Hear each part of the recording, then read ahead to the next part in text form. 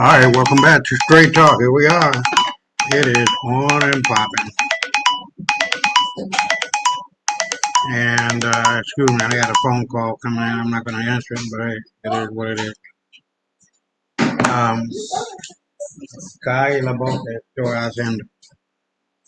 So tonight we're going to be covering a lot about what is going on in Africa, and it's getting tighter and tighter and tighter around the neck of Europe because they're bankrupt. They have no money. They have nothing backing their currencies and backing their infrastructure, nothing, no gold, no silver, no nothing. And that is our entry point. That is our opportunity to really take over and gain control politically. Because money dictates politics, and politics dictate sovereignty. And when you can really, truly own and operate from a position of power, strength, and authority by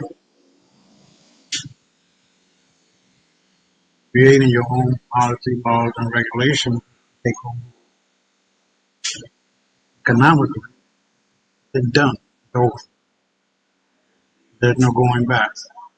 And Africa is on the verge, on the cusp, not already done, to take over the world. It's just a matter of time. And it's going to be so fast to make your head swim. Because Africa is where it's at. Africa is the new UN. Africa is the leader in BRICS. And all these broke-ass countries in Europe want to be a part of BRICS. So tonight, we're going to be going through it with a fine-tooth comb to be able to see and understand where this opportunity will lie, not only for me, but for you and us as a people. And it is crucial to understand what has happened so you can engage and apply it to your life. So, first thing I want to do, go right into share screen and get right into a topic that I kind of doubt and I kind of not doubt. So with the discovery of this new energy source in Africa, it lends credibility all the way. So what we're going to do, we're going to take a look at this video, and I'll be right back. So the same aliens that were supposed to come in November took a detour. Now they coming in 2 weeks. And now we've come to realize that they are 7 feet tall and that they look like African Americans. Bitch, what? What? Who are y'all communicating with? Like the information that you're dropping is knowledge that you would only have if you're communicating with the aliens. So you telling me that these motherfuckers made a planned visit for November, now they say, oh no, we coming in 2 weeks. What the fuck? And all of a sudden now you know that they look like African Americans? How? How would you know this information? The way these motherfuckers play in our face is crazy. The way they play on the intelligence of the American people is insanity. Because, what? I'm Peggy. Hold on. The jungle stirred as I stepped past the lake's edge, vines brushing my arm. NASA just dropped a shocking revelation. Reports claim that aliens are coming to Earth this November. Standing at an average of 7 feet tall, these beings are said to be aggressive, highly intelligent, and unlike anything. Another viral rumor. Watch and pay attention, and I will share my thought later. I'm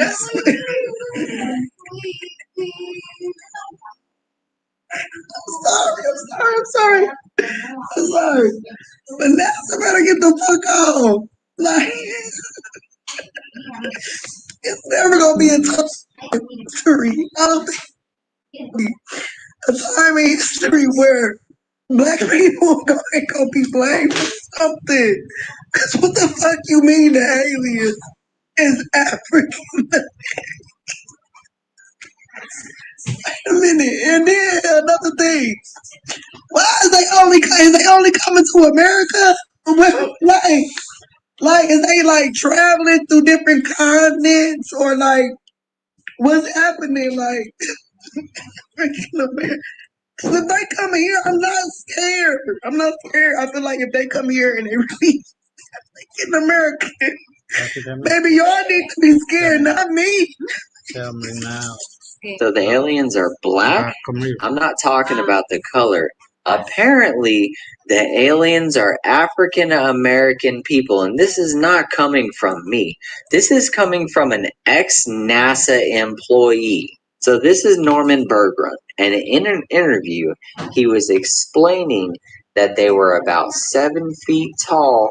Then it cuts to like a voice call, and the person starts describing the spaceship. Do you want to know what they said the spaceship looked like? A fucking cigar.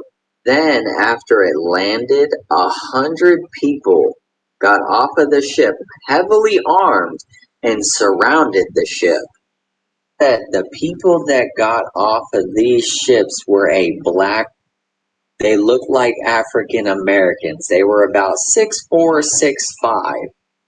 Green aliens. I have more of a time believing that they're like green or something, but African American people, that shit is wild.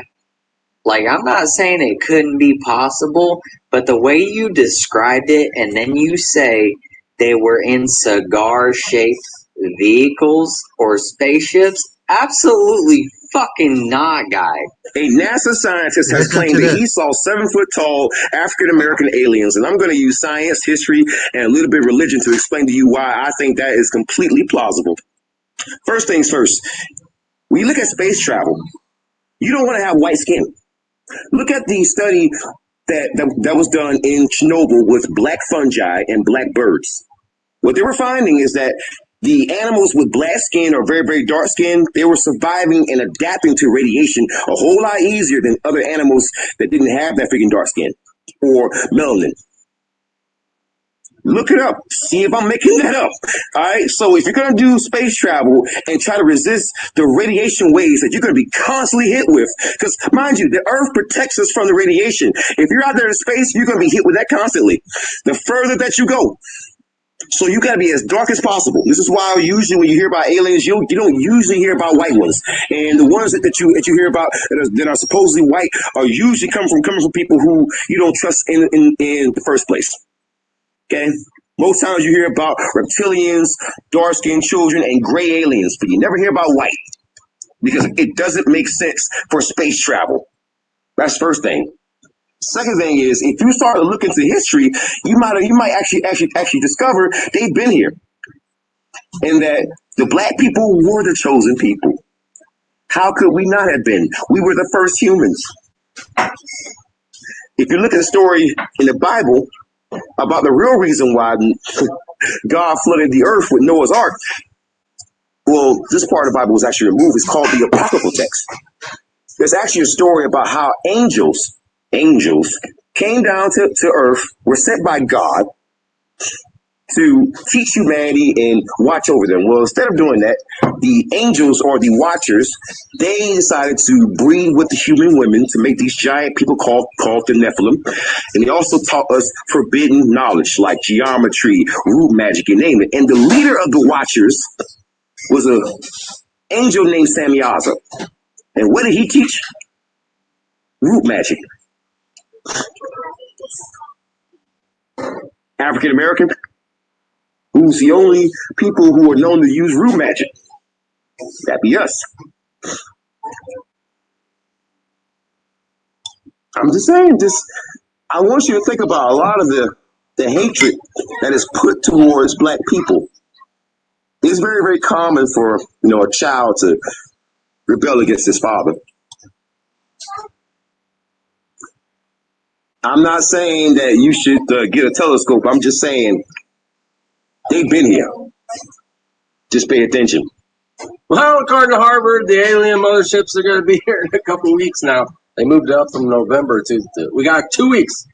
My advice to everyone to prepare for this event from trusted news sources. Paint your roof blue if you have one. In fact, everything you have, make it blue somehow. The mothership is somewhere between 14 miles long and, 14 feet. I don't know, maybe 14 feet the probes they send out. Tiny house probes. No, I can neither confirm nor deny that any of these reports about the alien mothership are real. I'm just reporting what they're reporting. And by them, I mean, like Harvard, CBS, and shit like that.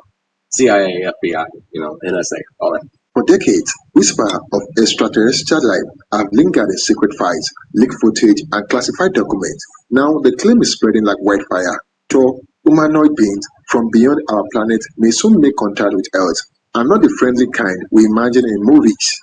Some say NASA scientists have picked up unusual signals, encrypted, repeated transmission pointing to a possible arrival date in November.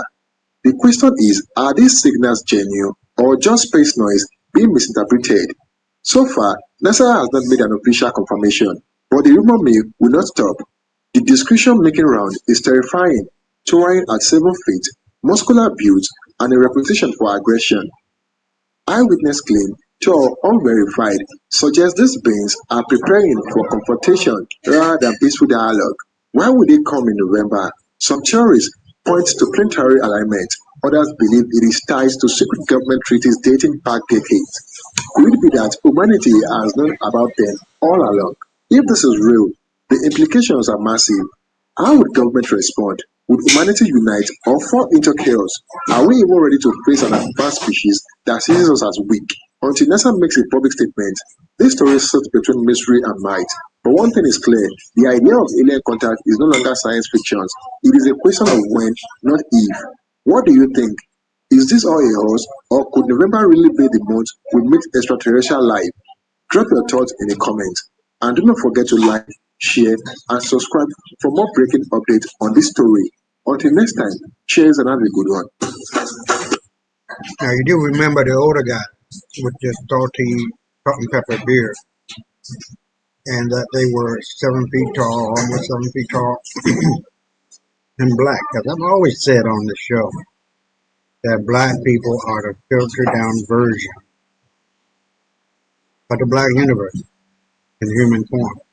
We are the God. So keep that in mind, and as I close this one out, we'll go to the first video that I have. And this will make the connection. This will make the connection for you guys.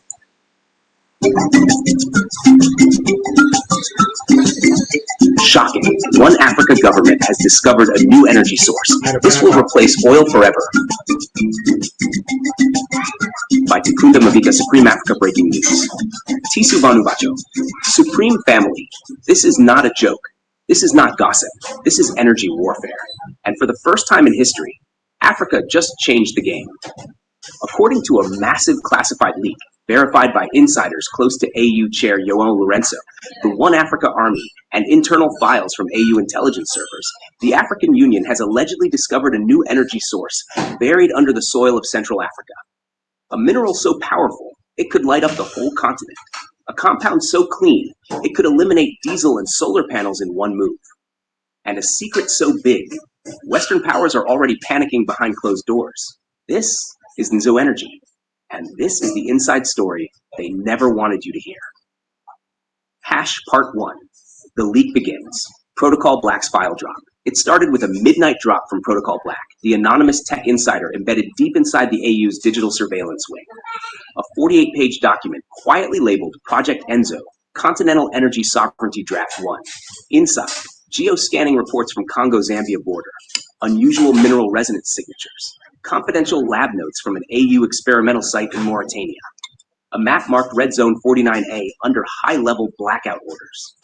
The files showed one thing clearly. The AU had allegedly found a naturally occurring compound that emits electricity when exposed to Earth's low-frequency vibrations. No combustion, no refinery, just pure, raw, clean power. This was no uranium. No coal, no oil. This was something new, and something only Africa had. Part 2.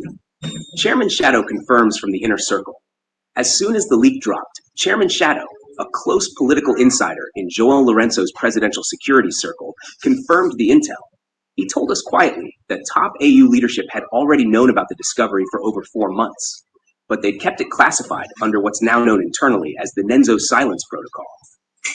Chairman Shadow says the AU first discovered Element X during underground Afronet cable installations, where engineers in northern Zambia noticed electromagnetic disruptions coming from the ground, so strong it shut down their equipment. A small lab team was dispatched.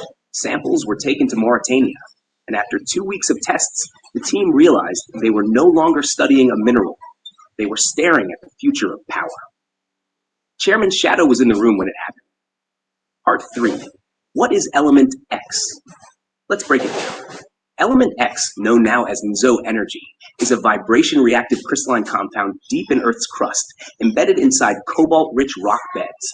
When triggered with low-frequency seismic pulses, it begins to generate a steady electric current, maintain internal charge without decay, emit no heat, no smoke, and no emissions, remain stable for extended periods, require no refueling.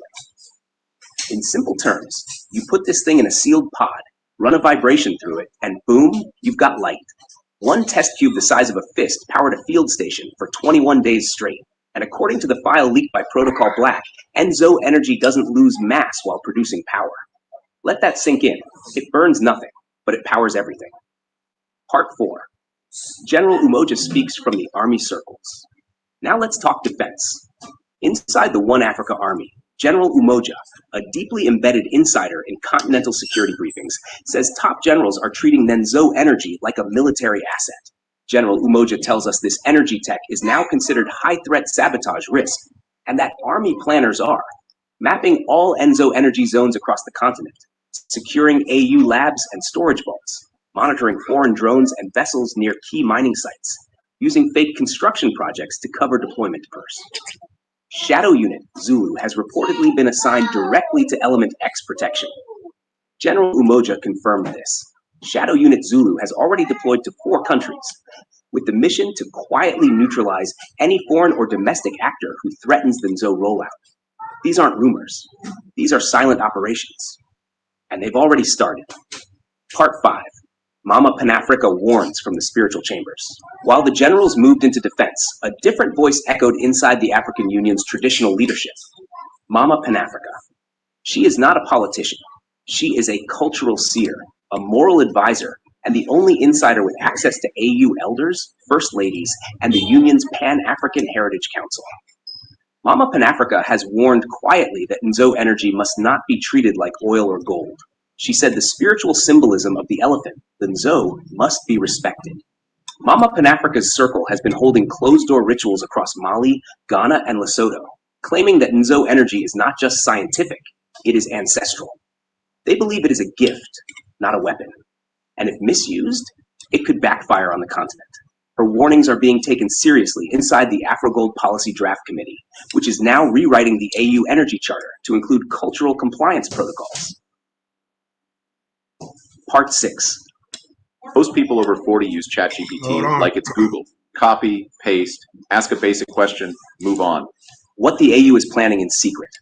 According to a second file drop from Protocol Black, titled NZU Framework, Internal Only, here is what the African Union is planning right now. 1. Creation of CIRA, Continental Energy Resilience Agency, tasked with overseeing Nzo energy rollout. Run quietly from Addis Ababa. Operates under full blackout from foreign embassies. 2. Initial pilot sites. Zimbabwe, powering rural clinics. Ethiopia, backing up Afronet towers. Ghana, silent energy grid test in Takoradi. Namibia, desert heat-proof field tests. Cameroon, mining village electrification. 3. Public rollout date is delayed to after February 2026. To coincide with the official One Africa government launch. 4. Energy will not be sold. It will be shared through internal AU deployment orders only. 5. No patents will be filed internationally. 6. No public comment will be made until the tech is weapon-proofed against Western sabotage. This isn't just a discovery. This is a continental revolution under construction. Part 7. Why the West is already panicking. So why hasn't CNN or BBC reported this? Because they've been ordered not to. According to Chairman Shadow, a confidential advisory was issued across multiple Western media networks titled Energy Intelligence Brief, Class 5, Delay Coverage Pending Verification. Why? Because Nzu Energy doesn't just threaten the oil market. It threatens global energy dominance, the green tech market controlled by the West, the billions made from selling solar panels, wind turbines, and batteries to Africa. The very idea that Africa is dependent, Nzo Energy removes the middleman. No pipelines, no ships, no trade deals. Just a mineral vibrating silently under African soil and powering the future. Part 8. Inside the Shadow Unit, Zulu deployment. General Umoja confirmed it. Shadow Unit Zulu has now created a Zulu Zeta team, exclusively assigned to Element X protection. These operatives are fluent in 5 languages, trained in underwater extraction, stationed across ports, borders, and research facilities, running identity-shielded surveillance through AfriNetWet. One source says Zulu Zeta has already stopped 2 sabotage attempts, one in Cameroon by a Western-funded NGO, and one in Zambia by an unknown private contractor posing as a geologist. They don't announce arrests. They don't show their faces. Shadow Unit Zulu just appears. And then everything goes quiet. Part 9. Street reactions across the continent. Zo Energy is not even public yet, but the streets are already buzzing. In Dar es Salaam, youth groups are holding underground classes on Africa's new power. In Harare, an artist painted a mural of a glowing black cube rising from the soil, captioned, "The Light Beneath." In Lagos, a comedian went viral saying, "If NEPA don't come to me," the Nenzo will Afrobeat producers are sampling low-frequency hums and calling it Nzo Vibe. TikTok is filled with fake tutorials on how to find Element X in your backyard. Even without AU confirmation, the people believe, and belief is power. Part 10. The Road to 2026. Here's what insiders say is coming next. February 2026. One Africa government goes live. March 2026. First official Sarah press release. April 2026. Nenzu Energy quietly added to AU Energy Charter. Mid-2026. 12 countries go live on Nenzu mini-grids. Late 2026. AfroGold vaults switch to Enzu Energy shielding. 2027. Africa becomes first continent not dependent on foreign energy imports. Chairman Shadow says the AU knows what this means. That's why they're moving in silence. No victory dance, no noise, just roll out, quietly, unstoppably. Part 11. Western response. Damage control. Protocol Black's third file dump includes intel that the U.S. Department of Energy has issued a report classifying Enzo Energy as a strategic disruptor. The UK is offering AU scholarships hoping to insert science agents. France has created a task force to locate similar minerals in West Africa. Germany's BND intelligence agency is rumored to have tried to tap AfriNet signals and failed. This is not diplomacy. This is digital colonization trying to reload itself. But the AU is locked down. Thanks to Shadow Unit Zulu, Sarah, and insiders like General Umoja, Protocol Black, and Mama Pan-Africa, Africa is no longer leaking. Africa is watching. Part 12. Final word. Supreme Family. This is the beginning of the end. Not of the world, but of the old world. A world where Africa begged for fuel, where our cities went dark, where we imported batteries from countries that stole our minerals. That world is over. Now, we power ourselves, silently, cleanly, permanently. Ninzu Energy is not just an energy discovery. It is a continental awakening, a reminder that what they took was never just land, it was light. And now, from the belly of the soil, that light is rising again. This is Takunda Mavika, reporting for Supreme Africa Breaking News. Stay proud. And always remember, Tisu Bandu Bacho, the fire is ours now.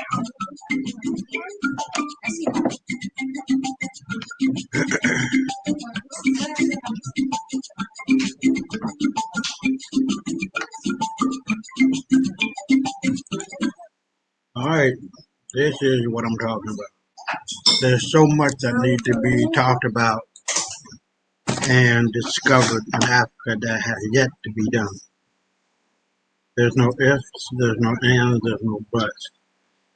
That the big dog, the ball, the head honcho, whatever you want to call it, is Africa. Mother Africa is now awake. We're not going back to sleep. We got that built out. And we're about to beat that motherfucking ass for all the bullshit we had to go through with these goddamn animals we call white. It's over. And now the power is in our hands. And now we must respect power. With great power comes great responsibility. And if we're going to really stay on top,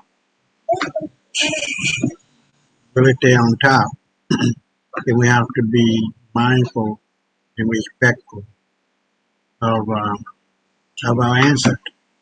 The only way we can get is the blessing by blessing them, their name, their comfort, and pass that on to future generations.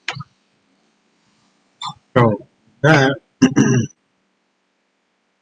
I'm going to go on to the next video. I'll be right back.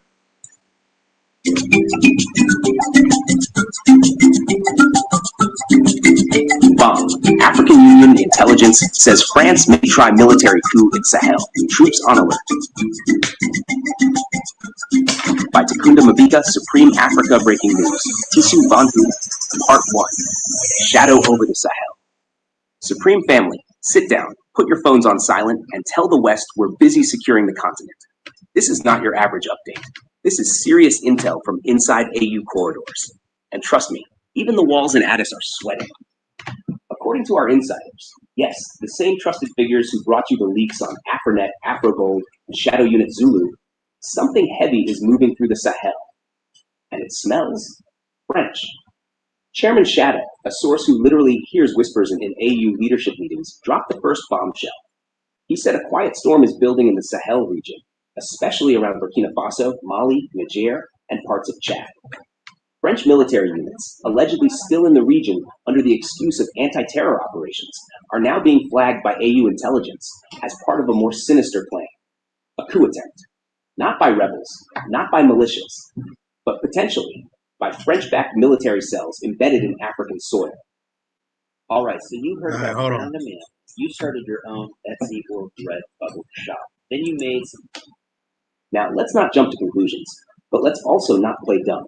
Because according to Protocol Black, the AU's top technology mole, encrypted comms picked up by Afrosky satellites have revealed weird flight signals, low-altitude scans, and unregistered drones circling key military bases in Niger and Mali, areas rich in uranium and Afrogold stockpiles.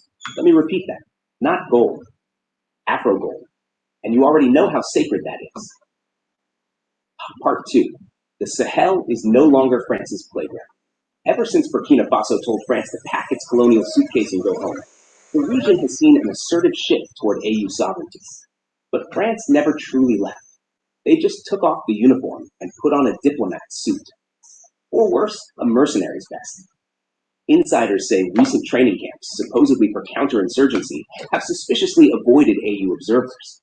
Local military commanders are being approached by Western NGOs with strange offers. Private contractors from Europe are setting up satellite outposts.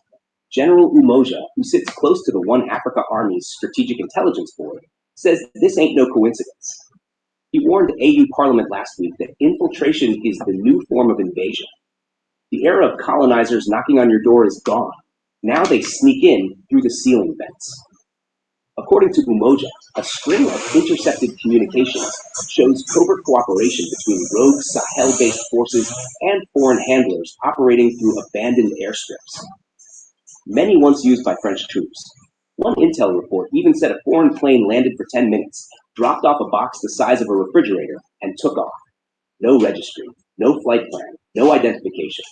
So what's in the box? Even Protocol Black couldn't tell, but he did say this. Afronet sensors around the drop site went completely dark for 7 minutes. That's not a technical error. That's a full-on military blackout. Part 3. Zulu deployed. Not to fight, but to watch now. Here's where things get hot.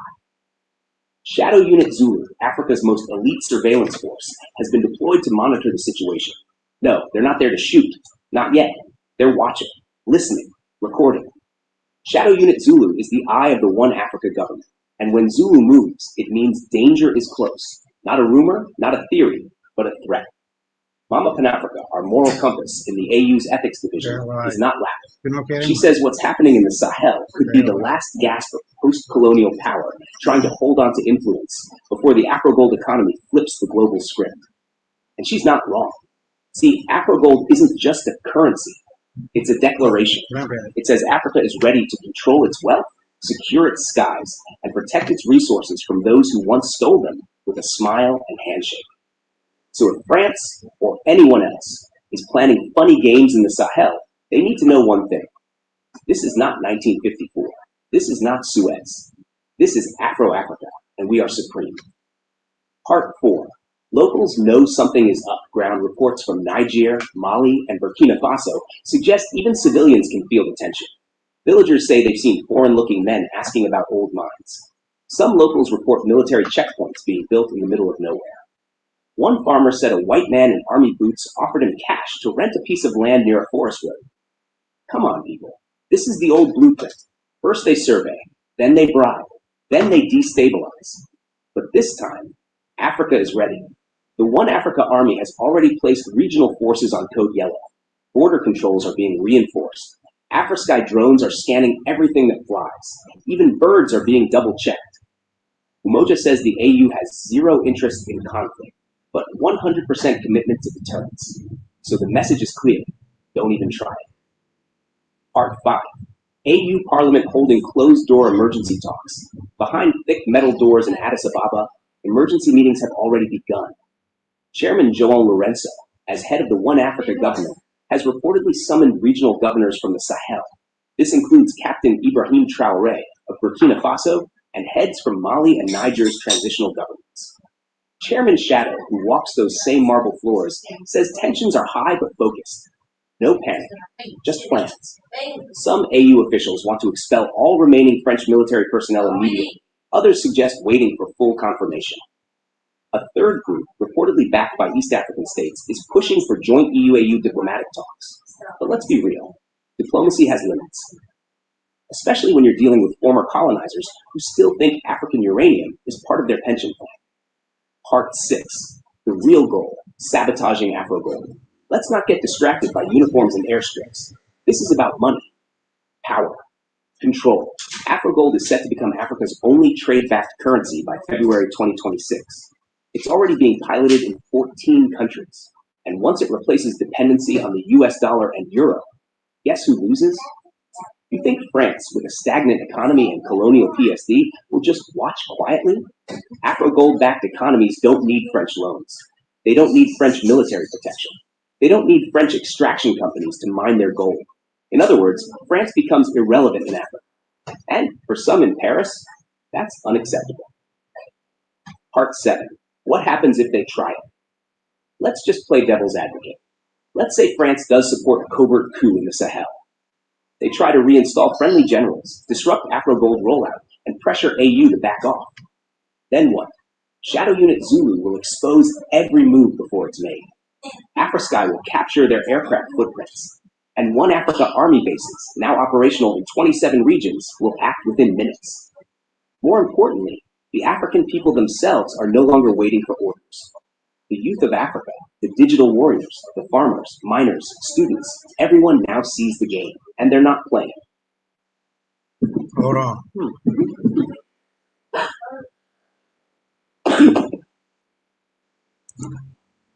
Part 8. Warning sent through back channels. Insider whispers say a message has already been sent through back channels. Not a press release, not a speech, but a warning. It said any military interference, disguised or not, will be treated as a violation of African sovereignty. And retaliation may not be public, but it will be unforgettable. You already saw what happened when certain aircraft were denied airspace. You already saw how One Africa can shut down entire drone corridors. You really want to poke the sleeping lion? Because this lion just finished building a satellite network, a continental drone force, and a borderless army of 1.2 billion Africans ready to say enough. Part 9. Final message to Africa and the world, Supreme Family. Don't be fooled by silence. Behind closed doors, the war has already happened. Not with bullets, but with bribes, networks, and fear.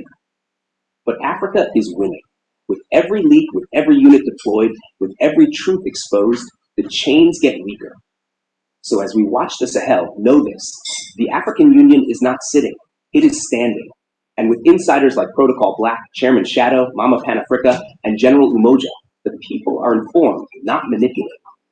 That is the power of Supreme Africa Breaking News. Tisu Vanu Vacho.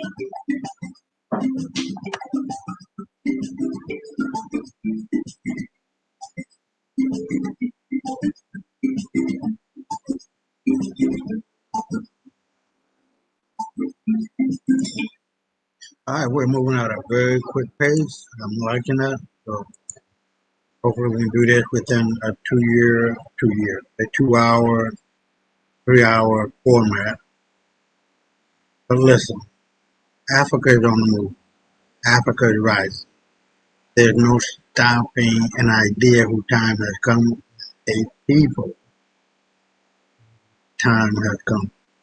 You have just agreed to pay $3.7 or $4 trillion for reparations. The full amount of the reparations, $777 trillion. We're not asking, we're taking. I'm gonna say that motherfucking shit one more time. We're not asking, we're taking. Alright? Fuck what you heard, I wanna know what you know. That's how it's gonna go.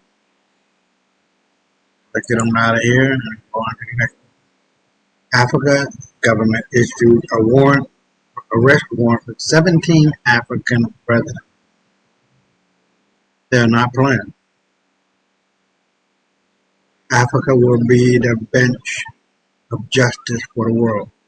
It is the new UN. It is the leader of BRICS. And what the black man says, black woman says, better sit your ass down, pay the fuck attention, and do what the fuck we tell you. Or suffer. Choice is yours. Right back.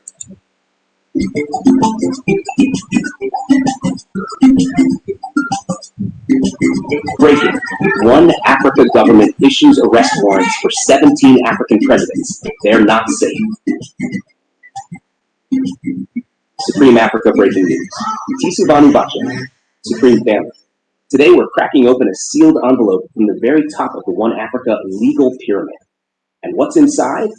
Not rumors, not hearsay, but confidential summons, hidden court files, a possible political earthquake. According to a top-secret dossier leaked to SABN, the One Africa Supreme Court has officially issued 17 classified judicial notices against sitting African heads of state. That's right, 17 presidents, all called to explain themselves. Part 1. The drones that don't sleep. Let's go back to the beginning. Remember last year, when SABN exposed the launch of the One Africa Army's anti-corruption drone unit? Those were the days of silence. People laughed, said drones can't clean corruption. They lied, because those drones have been flying non-stop over ministries, mansions, and midnight meetings. And now the footage they captured is landing on courtroom tables. Protocol Black, our AU tech insider who first exposed the Skylock program, now confirms that over 800 hours of high-resolution video, audio, and data collection have been completed across 22 African capitals. The drones used were not your typical flying toys. These were fitted with heat sensors, facial recognition AI, encrypted signal sniffers, and a new tech called Truth Scan, a listening device that can detect stress levels and voice patterns during private conversations. This isn't James Bond. This is One Africa. Never pay for cable or streaming again. It's easier than you think. Netflix and Apple pray you never find. Part 2. What triggered the Supreme Court action? According to Chairman Shadow, the man whose whispers echo inside the office of the AU chairperson, the final straw came 3 months ago during a closed-door intelligence review in Addis Ababa.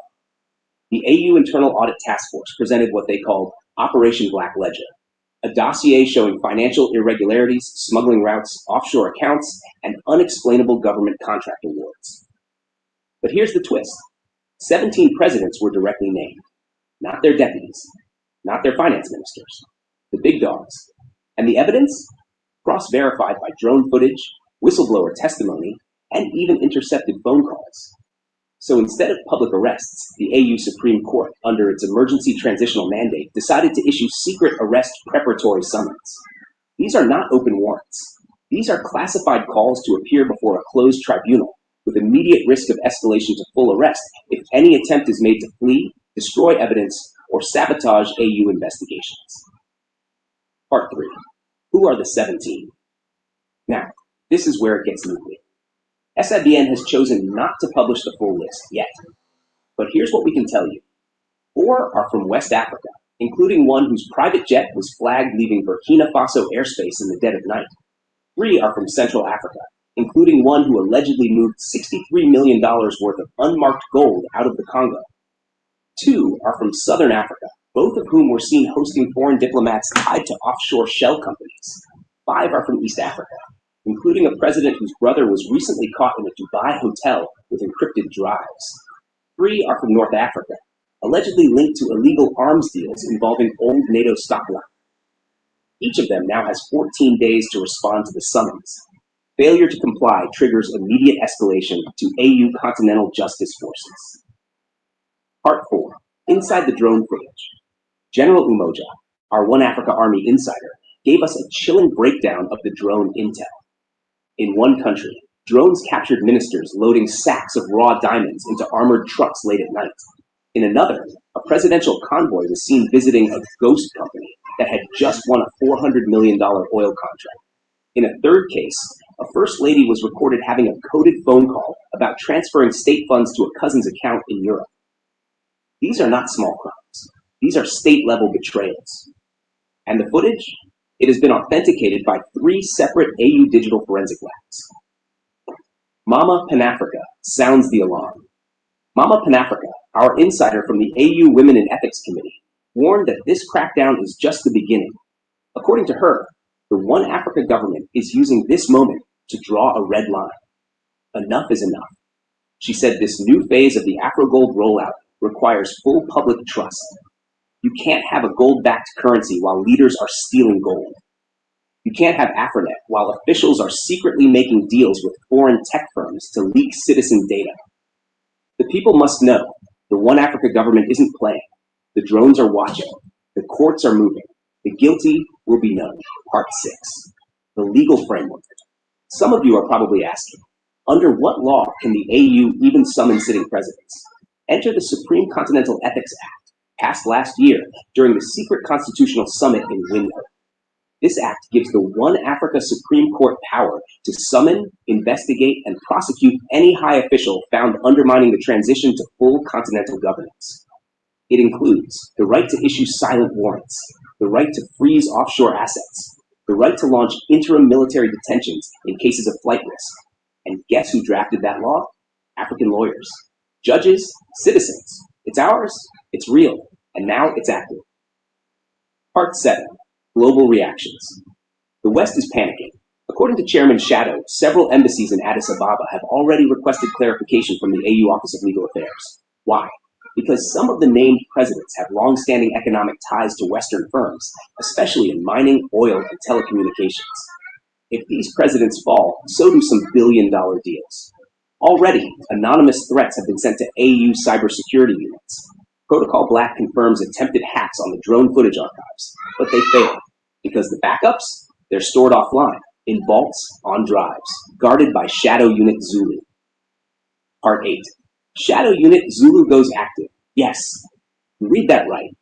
The One Africa Army's elite undercover force, Shadow Unit Zulu, has now been activated to protect judges, transport critical evidence, and secure the drone fleet.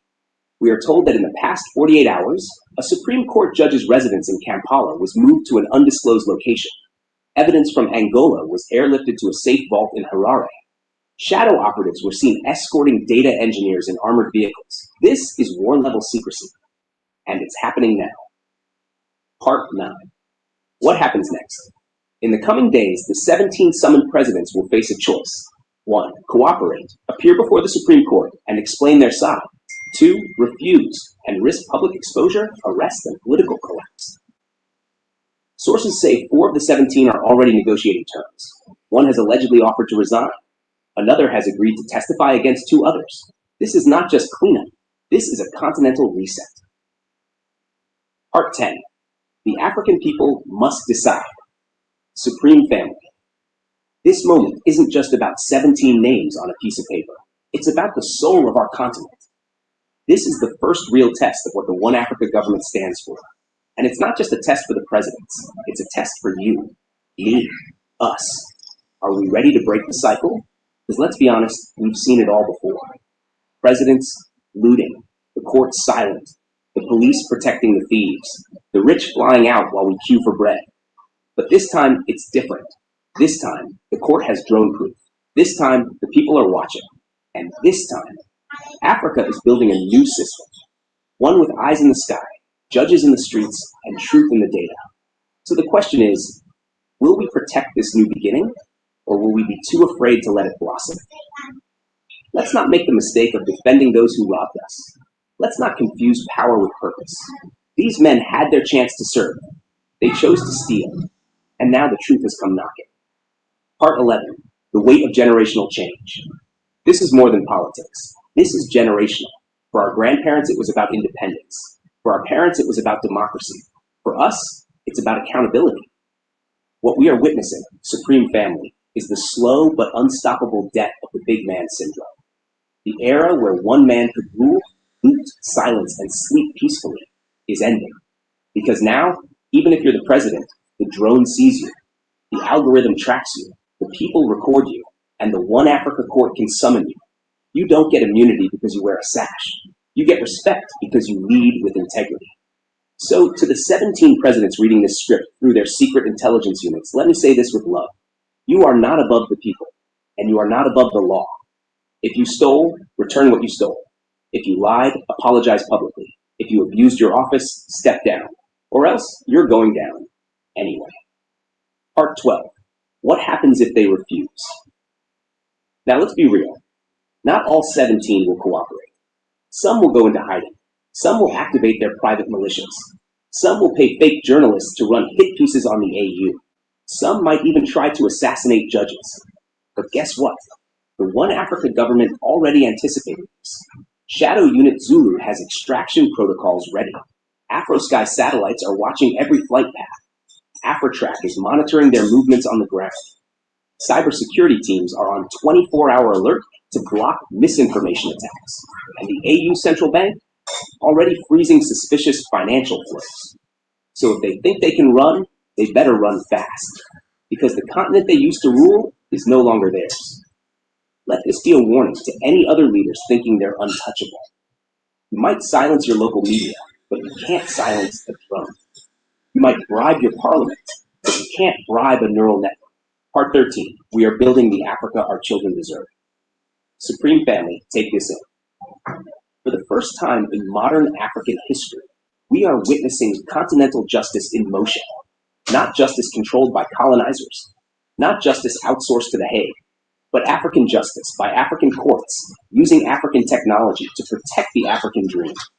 We are rewriting the rules. We are cleansing the system. We are protecting our future. So when your kids ask you, where were you when 17 corrupt presidents were brought to book? Let your answer be, I was there, watching, sharing, believing, defending, standing. This is One Africa. Not a slogan, but a mission. Not a dream, but a decision. Not tomorrow, but now. Tisu Banhubacho, SABNF.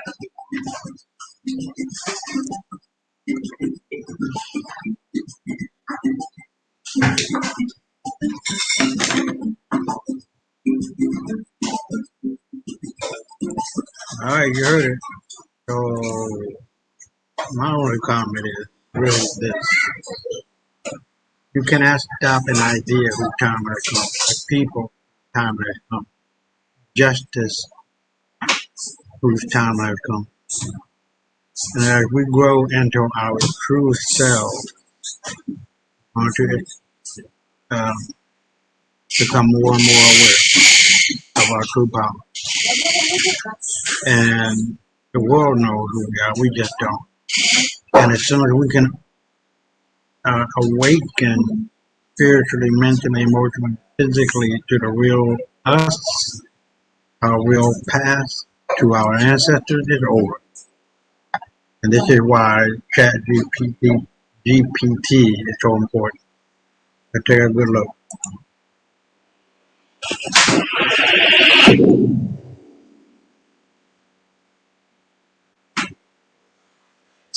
This chat is scary. Sometimes I have just engaged ChatGPT on a whole array of critical questions, and some of the answers are just shocking, ladies and gentlemen.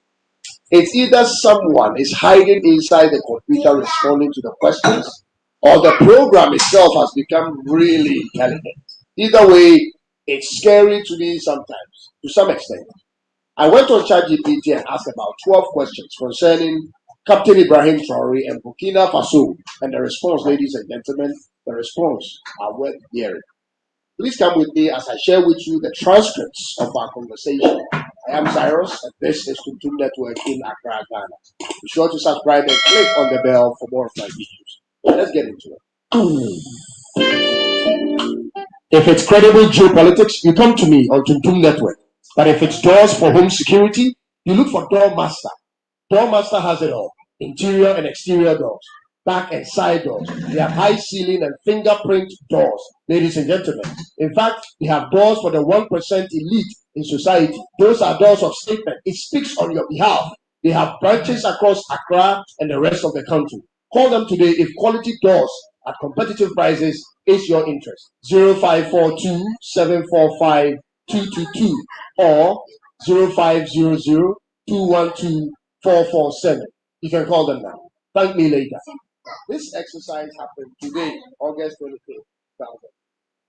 This was my first question, ChatGPT, about Captain Traore. Firstly, I put the conditions to streamline the answers I'm looking for. So I typed in this. I'm going to ask you a set of questions about Burkina Faso and Captain Ibrahim Traore. I want you to be brutally truthful with your answers.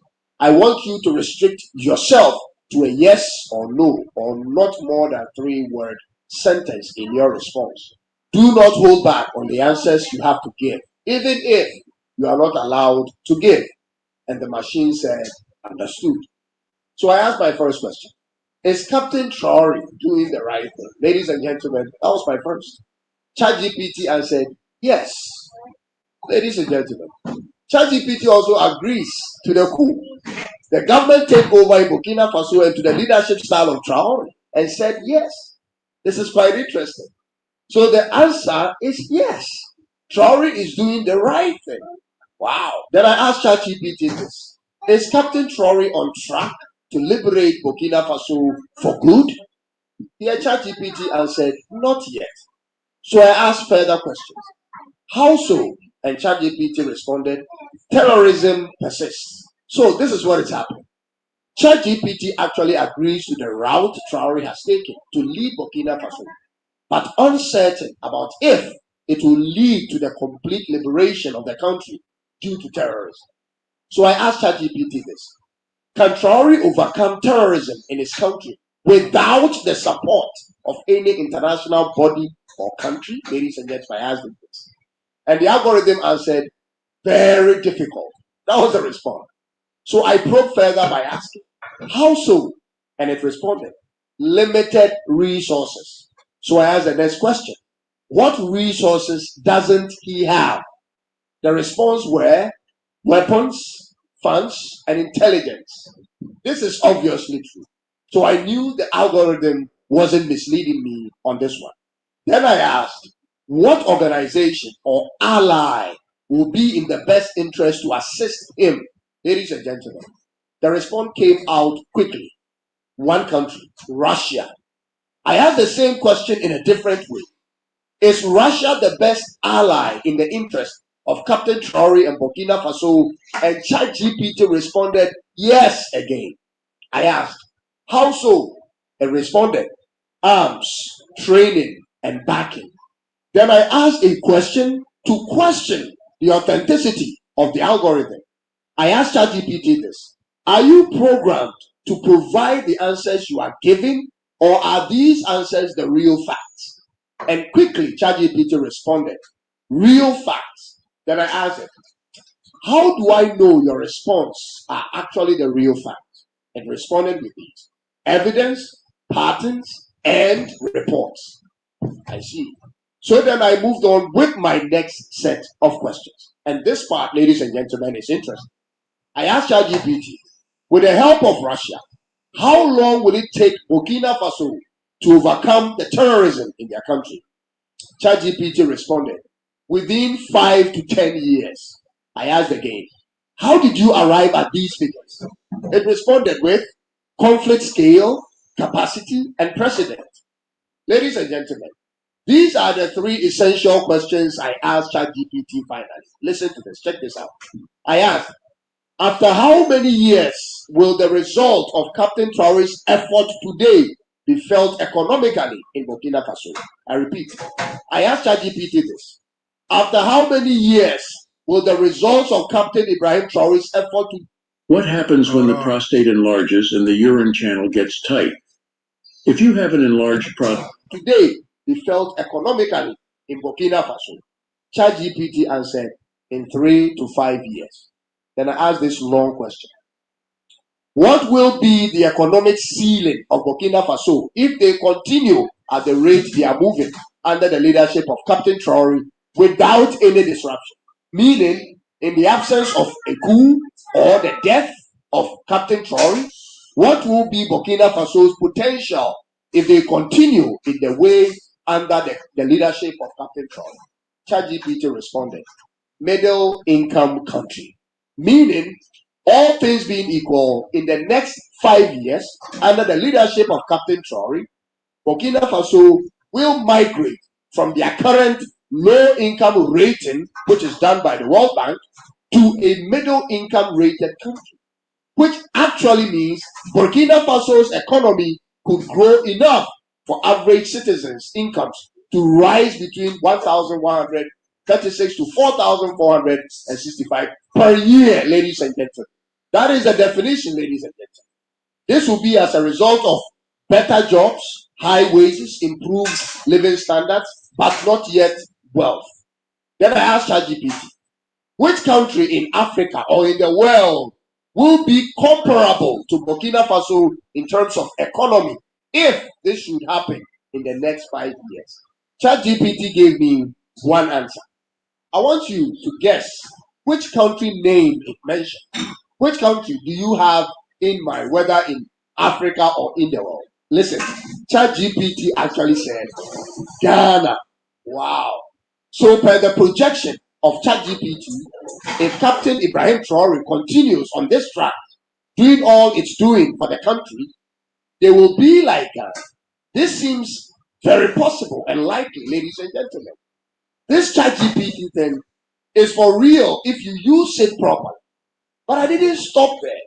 I asked ChatGPT this. In 10 years, under same conditions, which country in Africa or in the world will Burkina Faso be comparable to? And guess the response. It said Kenya, ladies and gentlemen. So according to ChatGPT, if Burkina Faso keeps Traore as their president or leader in the next 10 years, and Traore doesn't change his style of leadership and works with Russia as an ally, he stands the chance of succeeding with the efforts against terrorism in the space of 5 to 10 years. Burkina Faso will be like Ghana in 5 years, and will be like Kenya in 10 years. This is ChatGPT's prediction. What do you make of it? Let's hear from you in the comment section. Then finally, I asked ChatGPT this question. What will be the one thing that can cut short this whole prediction for Burkina Faso? What will be the one challenge or problem that can truncate this prediction for Burkina Faso from now to the next 10 years? Ladies and gentlemen, ChatGPT answered with one word. C-O-U-P. Coup. As in coup d'etat. The only way this movement in Burkina Faso can be stopped is by coup. It has always been by coup. That's how we've lost all the wise leaders in the history of African politics. Will history repeat itself in Burkina Faso, or have we, the people, learned our lesson? I want you to leave a comment on this topic. You definitely have something to say about this question and the response, ladies and gentlemen. So do us that favor. First, click on the subscription button and also click on the bell and leave a comment. And also like the video. And I'll leave you with this one question before I go.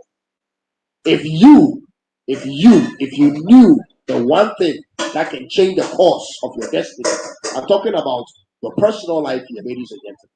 If you had clear understanding or knowledge of the one kryptonite that can change the course of your life for bad as it is now, what will you do different? How will you first of all handle all the security that you have around you when it comes to the kind of people you suspect can attack you? And how about the enemy or the people you have no clue of? I sometimes wonder how Traore sleeps at night. This is tough, but worth doing for God and for country. I hope he sees this. All the same, thanks for taking time to watch this, and see you in the next one. Be sure to subscribe and click on the bell for more of my videos. I'm Cyrus. All right, that's a lot. But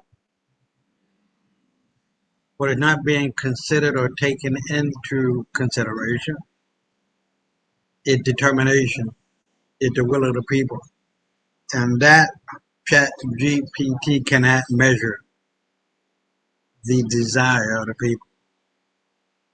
In fact, in actuality, what I am seeing is that Burkina Faso will become, in the trillions of dollars, wealthy.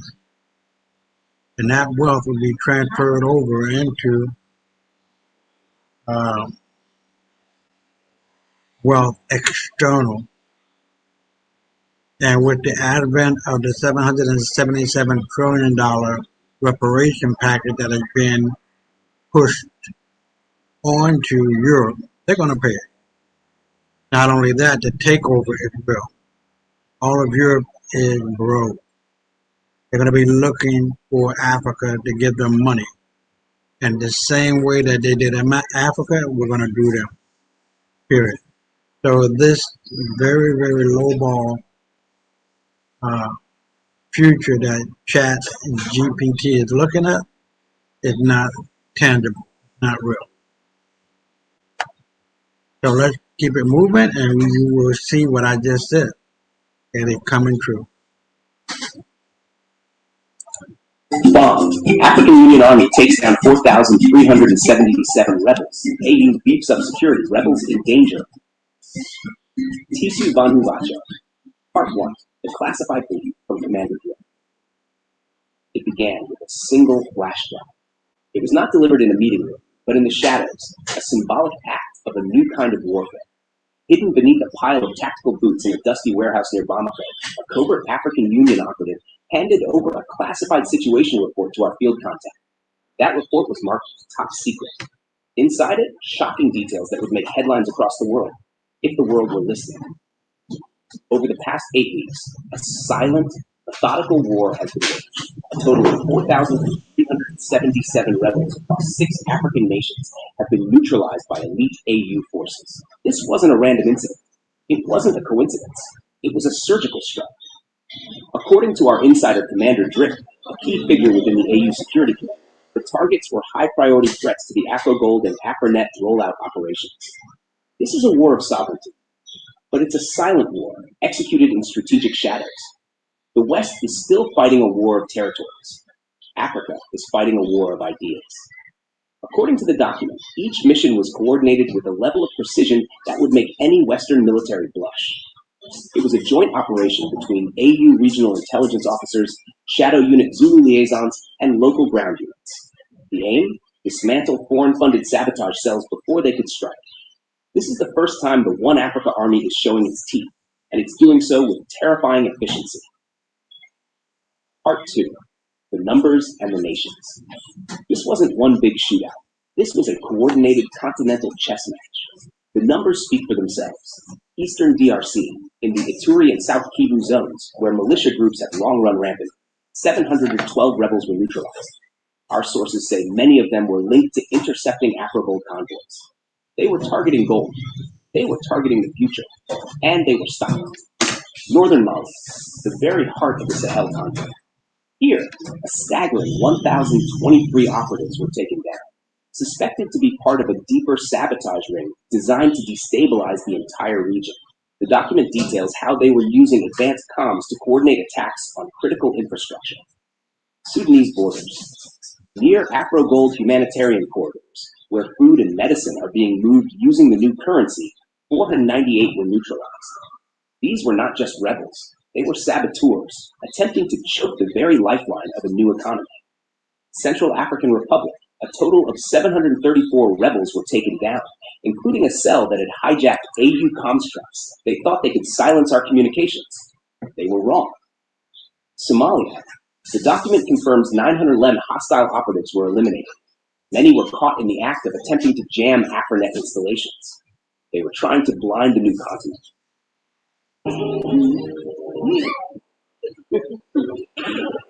Hold on. Ethiopia-Eritrea corridor. A total of 499 were removed during surveillance breaches of AU drone command lines.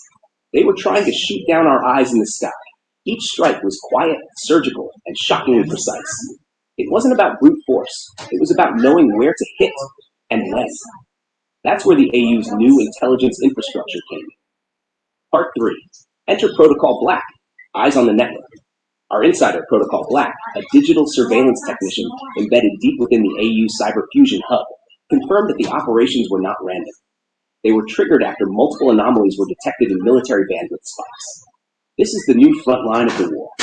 Encrypted radios, signal jamming, drone interference, all linked to specific sabotage attempts against AFRINET fiber tunnels and Afro-Gold convoys.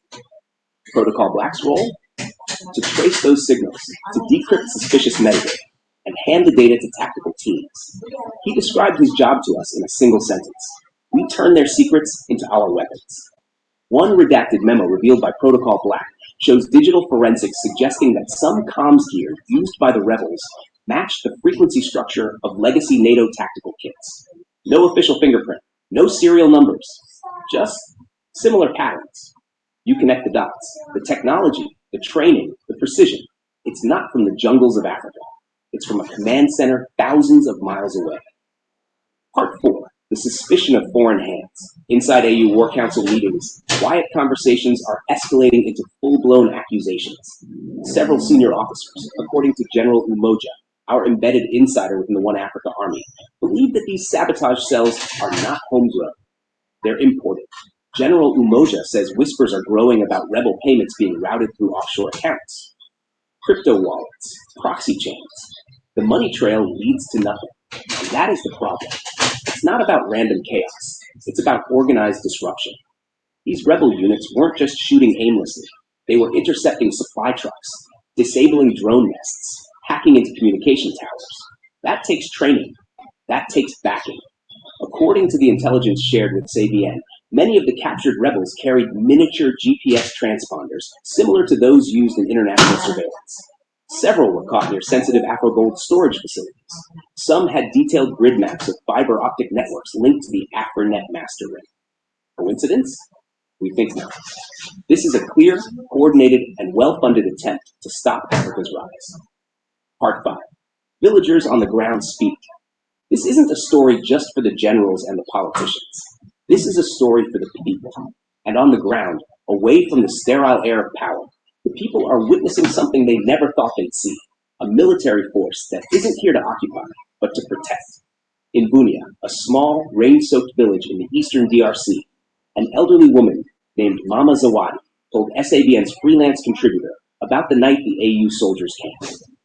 They arrived just hours before a rebel ambush, she said, her voice a soft, weathered whisper. They didn't shout, didn't fire warning shots. They moved in silence, like the wind. When they left behind boxes of medical supplies, bottled water, and solar lamps. We thought they were a myth. A week later, villagers heard that 20 rebels were found tied in their own tripwire, their weapons neatly stacked beside them. The message was clear. This army is not here to wage war on the people. It's here to bring justice.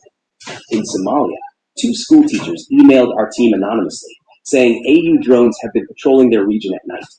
The drones, they said, were not loud and intimidating like the ones they've seen on foreign news channels. They were silent, ghostly. Days after one patrol, explosions echoed through the desert. By morning, a nearby militant group had vanished. Not a trace left except a burnt pickup and encrypted phones. The teachers told us, we used to fear the sky. Now we look up and we feel safe. This is the real measure of success. Not the numbers on a report, but the trust of the people who have lived in terror for decades.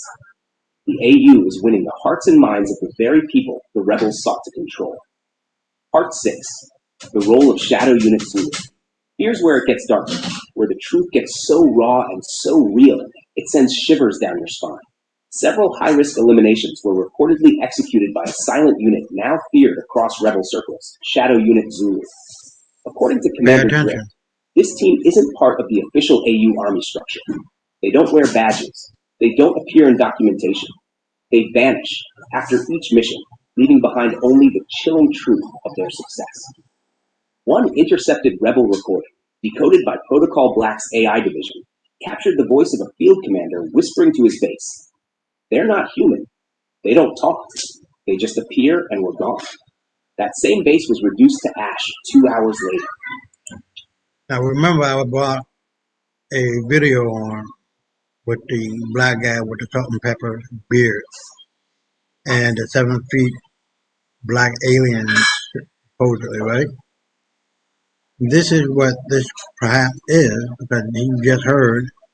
I'm going to replay it. These people come and go as if they are some type of visible, invisible people. Let's listen to this again. Shadow Unit Zulu. According to Commander Drift, this team isn't part of the official AU Army structure. They don't wear badges. They don't appear in documentation. They vanish after each mission, leaving behind only the chilling truth of their success. One intercepted rebel recording, decoded by Protocol Black's AI division, captured the voice of a field commander whispering to his base. They're not human. They don't talk. They just appear and were gone. That same base was reduced to ash 2 hours later. Shadow Unit Zulu, according to our insiders, was reactivated under Emergency Clause 9 of the AU's Continental Defense Mandate. Only the top 7 officials in the African Union have clearance to authorize their movement. This isn't a decision made lightly. It's a sign of a new, ruthless resolve. And yet, they're already operating in at least 5 countries, from the dusty plains of Mali to the dense jungles of the DRC. They are the unseen guardians of a new Africa, the ghosts of vengeance. They are the continent's ultimate deterrent.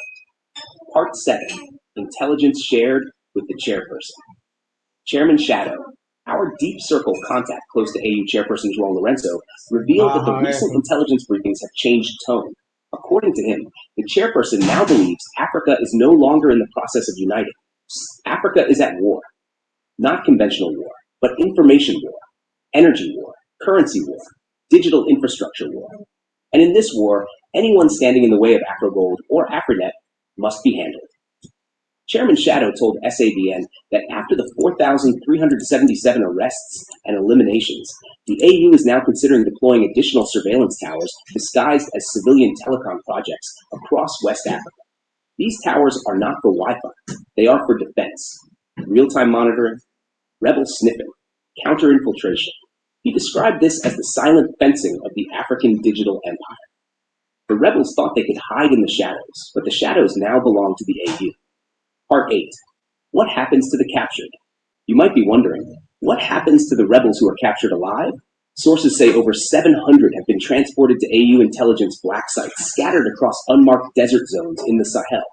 There, they are not tortured. They are not executed. Instead, they are studied. Not for revenge, but for intel. Each rebel carries data, patterns, contacts, codes. Some are flipped, used to feed false information back to the funders. Others vanish completely into shadow programs. One insider called it Operation Smoke Mirror. The goal is not just to defeat the enemy, but to turn their own weapons, their own people, against them. Part 9. Security beef-up announced quietly. Following the 8-week silent crackdown, General Umoja reportedly briefed a closed-door AU Security Assembly meeting that the next phase would involve a massive security expansion. Over 12,000 new One Africa Army recruits across ECOWAS and SADC. This is not just a call for soldiers. It's is a continental mobilization. The new recruits are being trained not in conventional warfare, but in counterinsurgency tactics, digital security, and drone operation, deployment of silent patrol drones in 10 unannounced corridors. These are not the bulky, loud drones of the past. Our intel from Protocol Black's network suggests these are AI-enhanced, long-endurance drones disguised as civilian observation platforms. They are the continent's new eyes in the sky. Establishment of AU-controlled military observation points on key AFRINET fiber lines. They are protecting the digital highways of Africa's future. These are not just physical guard posts. They are fortified digital checkpoints designed to detect and neutralize any attempt to tamper with the network. Funding reallocation from non-critical departments into continental surveillance programs. Are you interested in meaningful connections? Try to spot them. Then you may find new emotions. The AU is putting its money where its mouth is. They are prioritizing defense and security above all else, because they know that without a secure foundation, there can be no prosperity. This is no longer a pilot project. This is a continent preparing for every possible attack. The rebels thought they could slow the movement. Instead, they triggered its acceleration. Part 10, countdown to February 26, 2026. Every source we spoke to agrees. These strikes are not random reactions. They are preparation. By February 26, 2026, the AU plans to finalize and publicly declare its full integration of AfriGold currency, AFRINET communications, and continental border cooperation. But these systems require stability, protection, military precision. If 4,377 rebels had to be eliminated to secure the future of Africa's sovereignty, insiders believe that number could rise by another 10,000 before next year's announcement. The question now isn't if the AU is ready for war. The question is who else is preparing for it behind closed doors.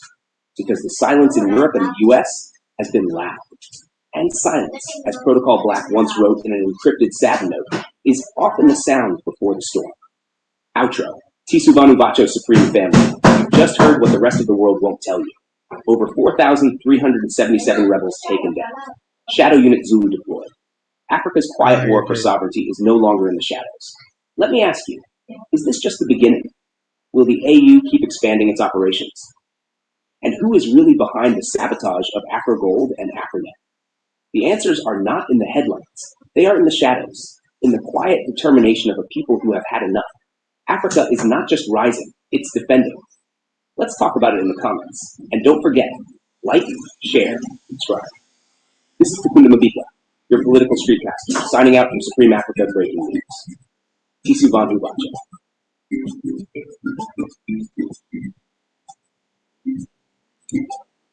All right, moving at a very good pace. And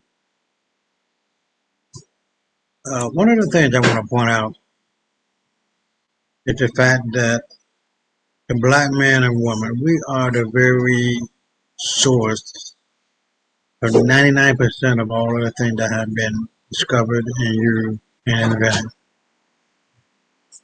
And so tonight, the next video deals with Chikambuso and his energy, what do you call it? His energy device. But I can't explain it to you, but in this next video, it tells you how to invest in it, but also demonstration of his vehicle doesn't need fuel, doesn't need to be recharged, it recharges itself in the air. I'll be right back. Pre-revenue, which means they ran for 7 years not selling anything to anyone. Amazon is now the world's largest retailer by market capitalization. It's been around for 15 years. For the first 13 years of Amazon's existence, it made losses. Somebody funded it for 13 years, even though it wasn't making money. It took 30 years to build Apple. It took 40 years to build Dell. It took, 40 years to build Microsoft.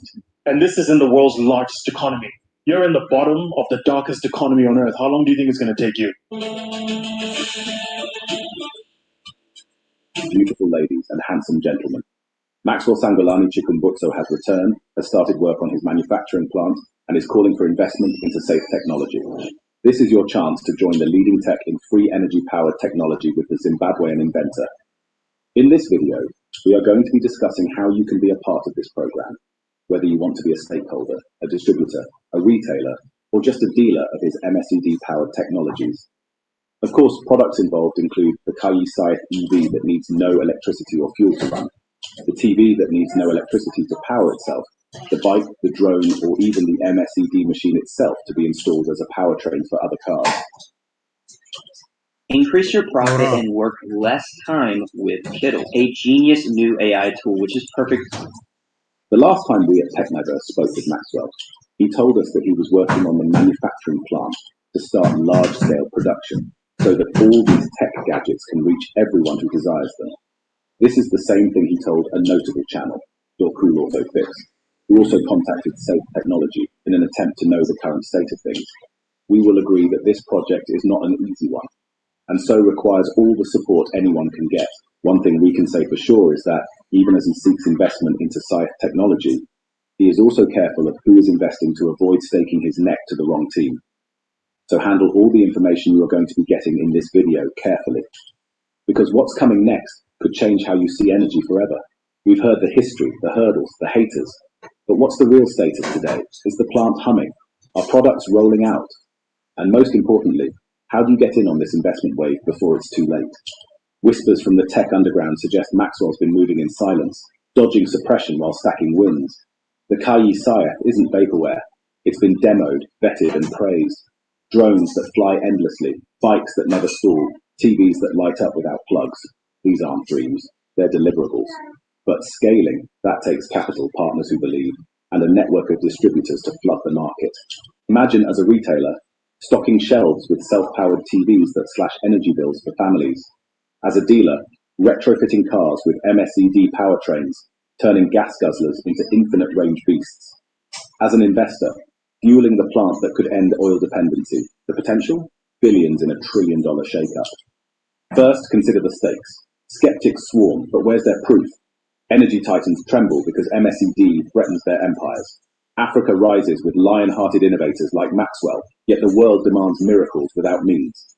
Aptera's delays get patience, Maxwell's progress gets pitchforks. Unfair? Absolutely, but that's changing now. We at Techniverse have contacted Maxwell Chikumbutso directly. Yes, in an exclusive outreach just days ago, he opened up about the investment call, confirming the manufacturing plant is alive and kicking. Prototypes are evolving into production lines, and he's ready to onboard the right allies. Maxwell shared the blueprint, but before we dive into the steps to become part of this groundbreaking opportunity, let's remind ourselves that the story of Maxwell Chikumbutso isn't just another invention story. It's a saga of resilience, vision, and world-altering potential that's been building for years, leading right up to this pivotal call for investments. My name is Maxwell Sambula Chikumbutso. God has given me something that is going to change the world. Maxwell Chikumbutso can more or less be likened to the Nikola Tesla of our time. In fact, many people have likened his groundbreaking microsonic energy device, or MSED technology, to the works of Nikola Tesla. And like Tesla, he has had his own share of trouble and, well, suppression that follows any tech that threatens to disrupt the multi-trillion-dollar energy market. His journey started humbly in Zimbabwe's Kuwadzana township. Dropping out of school early didn't dim his spark. Instead, he dove into electricity tinkering, guided by profound visions that revealed how to harness radio frequencies into endless energy. This led to the MSED, a device that pulls power from ambient radio waves, defying conventional physics. To fund his dreams, he partnered with a South African investor, pouring resources into the first prototypes, a fuel-free generator, a self-powered car, and more. But, innovation drew enemies.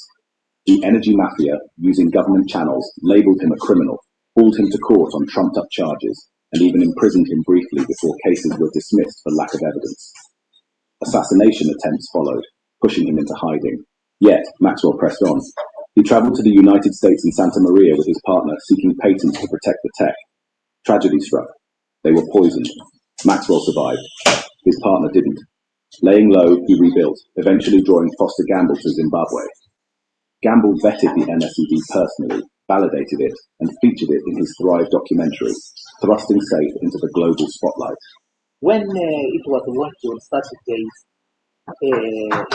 They tried to me the United States of America. We met them sometime last year, but one, and they sent their scientists from the United States of America to come and validate, to do some some tests to see if the machine is working, it is doing what we said it was doing.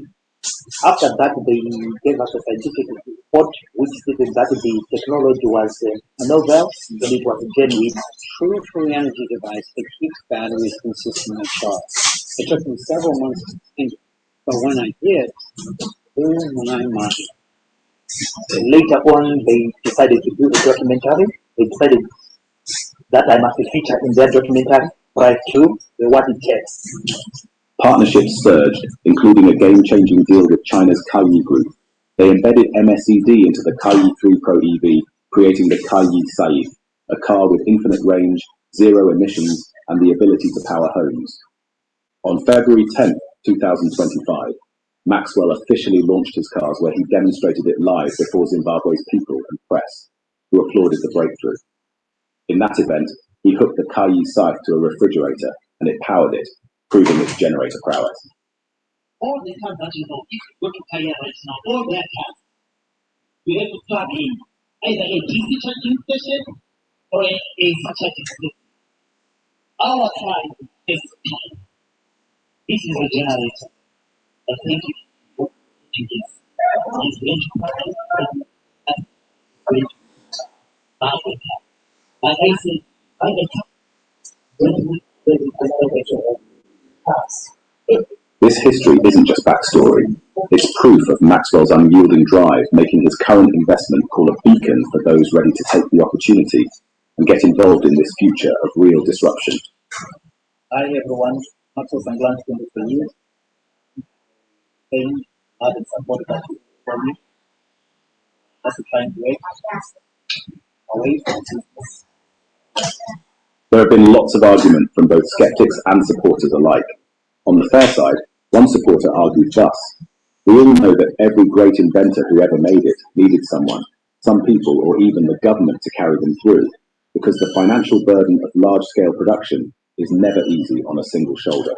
Elon Musk got a $465 million loan from the US Department of Energy to kickstart Tesla's Model S production, plus early investments from PayPal co-founders that totaled millions. Without that, EVs might still be a niche dream. Hold on.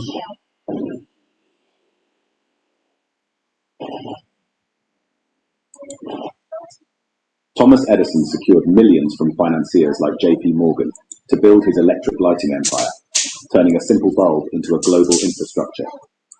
The Wright brothers bootstrapped initially, but landed government contracts worth thousands to refine aviation, propelling flight from Kitty Hawk to commercial skies. Steve Jobs lured a $250,000 investment from Mike Markkula in 1977, which helped transform Apple from a garage hobby into a tech titan. But Maxwell Chikumbutso, why is he expected to create everything out of thin air? Because God is a black man, or because he is God that is black? Looking at his argument, one can only wonder what skeptics really need for proof. But we always need criticism and skeptics to grow. What do you think? Another supporter who, well, more or less seconded the first person, argued that even Aptera, the American self-powered car running on solar, which we're going to compare next to Maxwell's Kaiyi Saif, got over $240 million in investments from 2006 of inception until now. But until now, August 2025 has not made any delivery. Well, we know that Aptera is years older than Maxwell Chikumbutso's Saif Group and Saif Technology, with a well-structured intelligent board of executives, engineers, and scientists in R&D, and we have not yet seen a single delivery to have been made as of today, August 2025. Of course, we will definitely update our lovely audience when such delivery begins to roll out. The debate continued to point out that the owners and investors in Aptera are taking their time, patiently working, because, the only good thing that happens suddenly is pregnancy. But even that sometimes begets a nature's defect.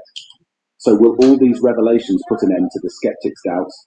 We'd love to know what you think, so go ahead and share your thoughts in the comment. Maxwell shared the blueprint. To join as an investor, distributor, retailer, or dealer, start at safetechnologies.com under investments or partnerships.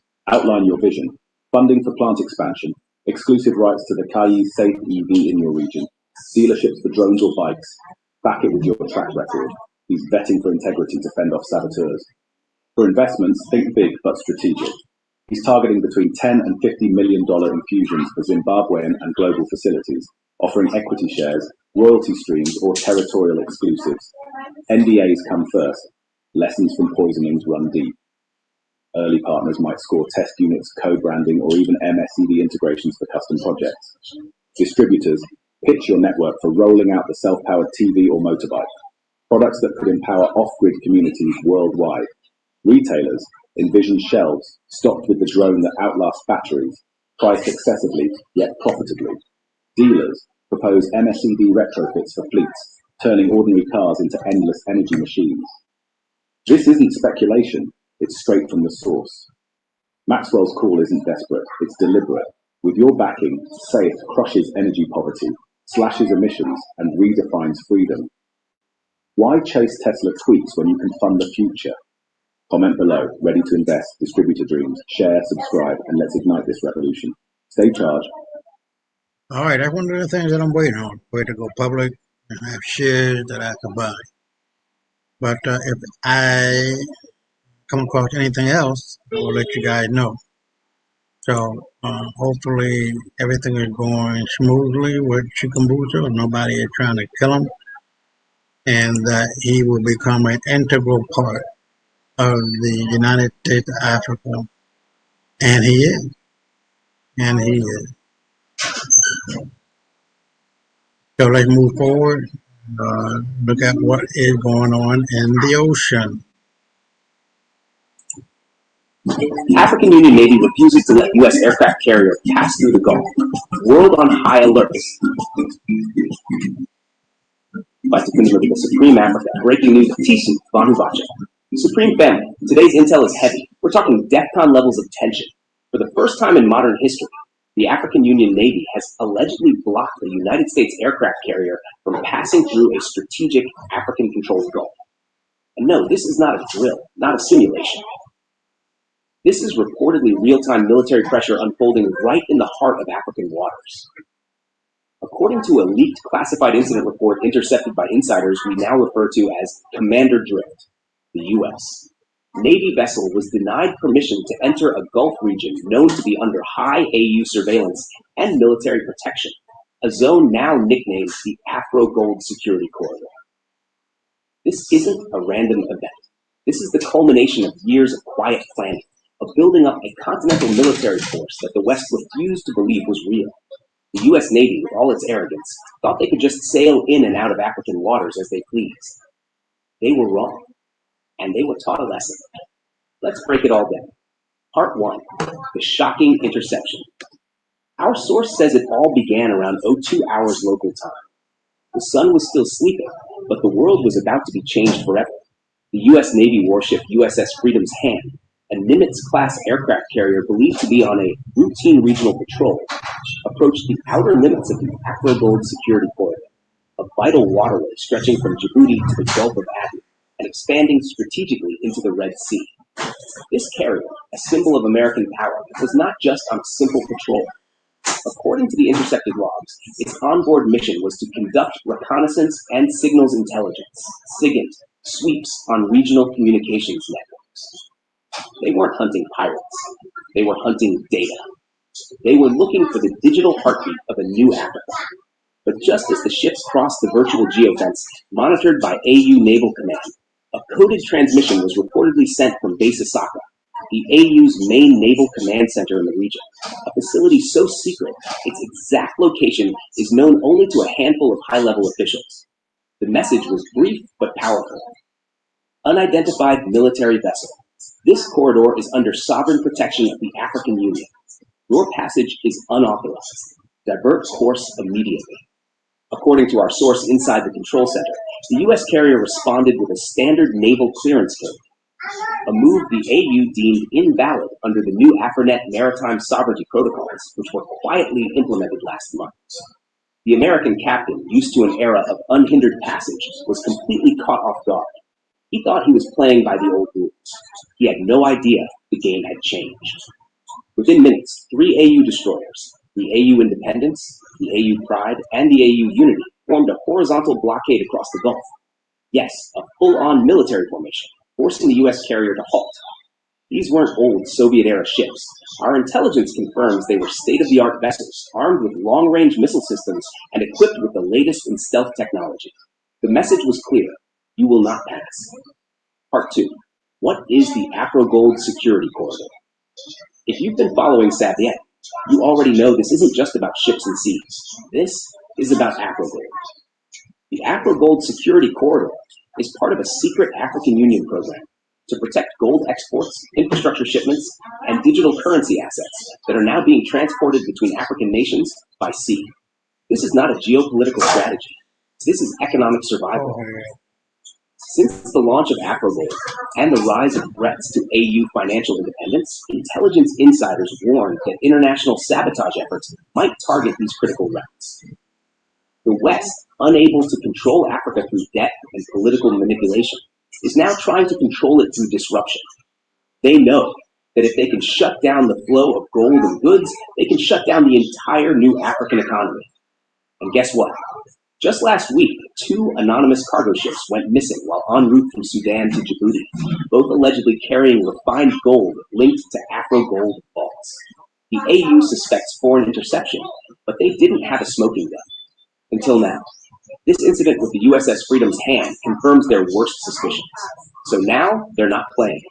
The waters are locked. Surveillance drones are active, both above and below the surface. And the AU Navy is under direct continental orders to deny any foreign military passage, especially from countries suspected of disrupting Africa's economic rise. And on that suspect list, you guessed it, the United States is right at the top. Part 3. What was the U.S. carrier really doing there?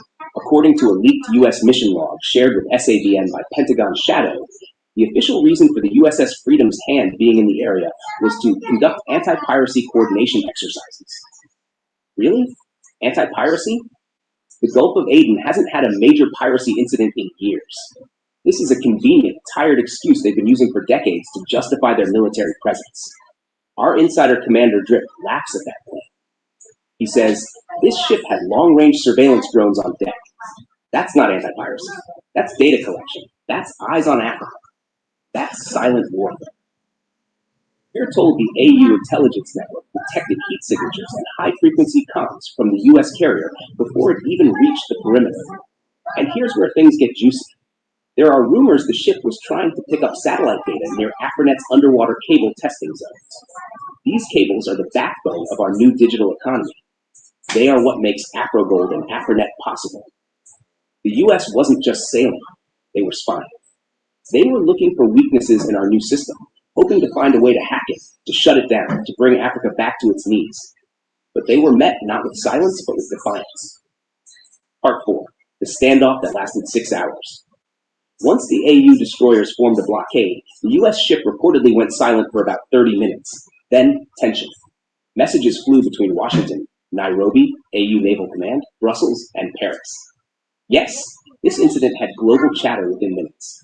For over 6 hours, the U.S. ship remained stationary, encircled by AU vessels, including one stealth submarine we're told surfaced briefly in full view, a show of force. The message was clear. We know you are here, we know you are watching, and we have the power to stop you. AU Navy officials using AFRICOM's encrypted protocol sent what our insider called the final warning. Proceed and be met with defensive countermeasures. This zone is no longer yours. We're told the Americans blinked first. The USS Freedom's hand turned and retreated northeast toward international waters, shadowed by 2 AU surveillance drones all the way out. They left with their tails between their legs, their mission a failure, and their global dominance, for the first time in a long time, looking very, very fragile. Part 5. U.S. media silence. Why is no one talking? Now here's where things get suspicious. Not a single major U.S. news outlet has reported this. You'd think an aircraft carrier being stopped in its tracks by African forces would be global headlines. But no. Silence. Our source at a major Western news agency, we call her Editor X, says the order came from high above. Do not report the Gulf intercept.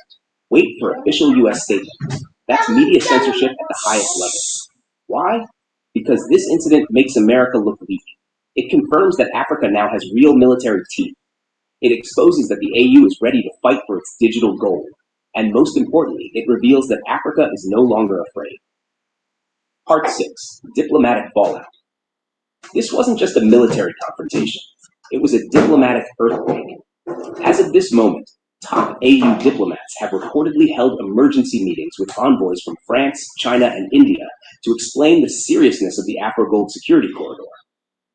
Our intel from inside the AU Foreign Affairs Office confirms they are calmly but firmly laying out the new rules of engagement.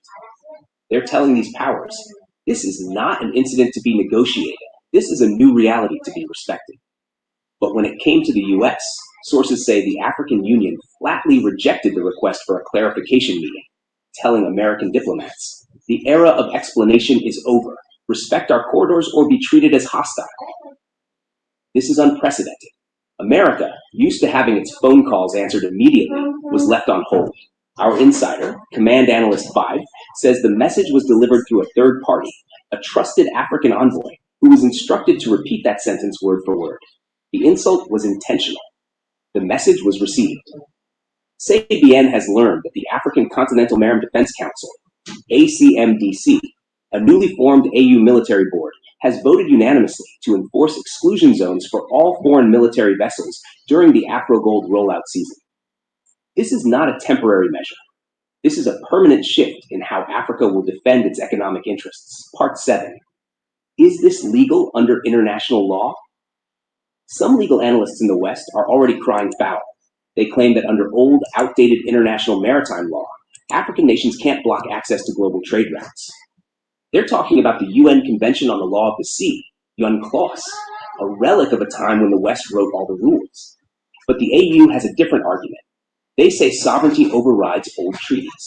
They argue the waterway in question runs through exclusive economic zones, EEZs, of AU member states, which, under the AU's new Unified Maritime Protection Act, grants the Continental Navy power to act as guardian.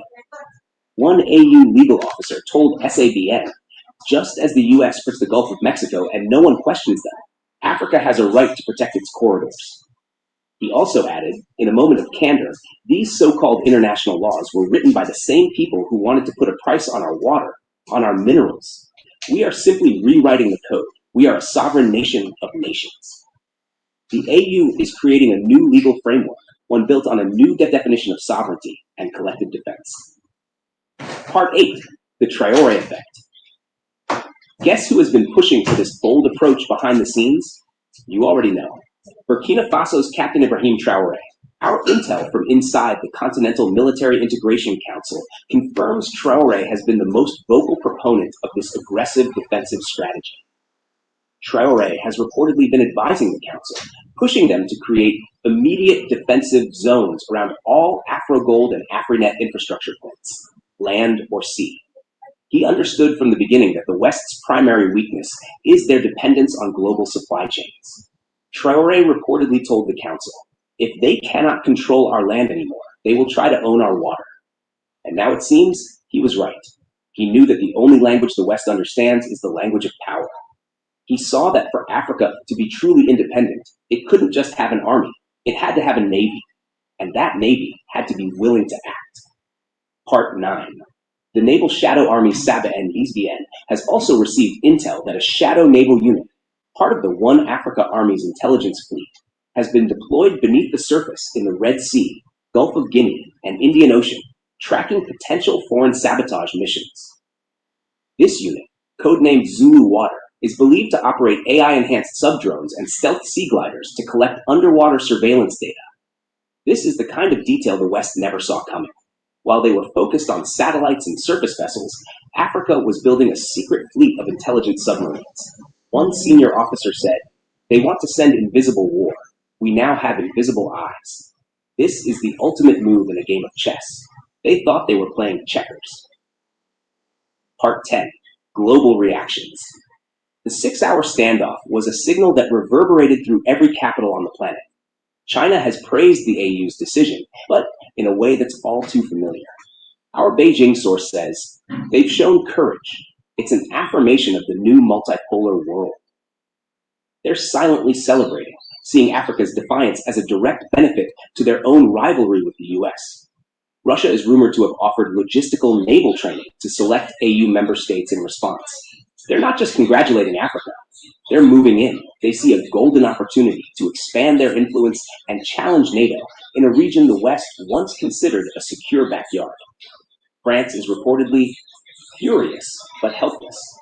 Their era of influence is over. Their former colonies are not just leaving their embrace, they're turning on them. The French Foreign Ministry is said to be in crisis mode, with many analysts wondering if their entire African policy has collapsed. The EU Parliament is holding an emergency hearing, with some members calling for sanctions and others warning against it. They are divided, confused, and weak. They don't know how to respond to a continent that is no longer a dependent, but an equal. NATO Command has issued a classified alert to all military vessels near African corridors to exercise extreme caution.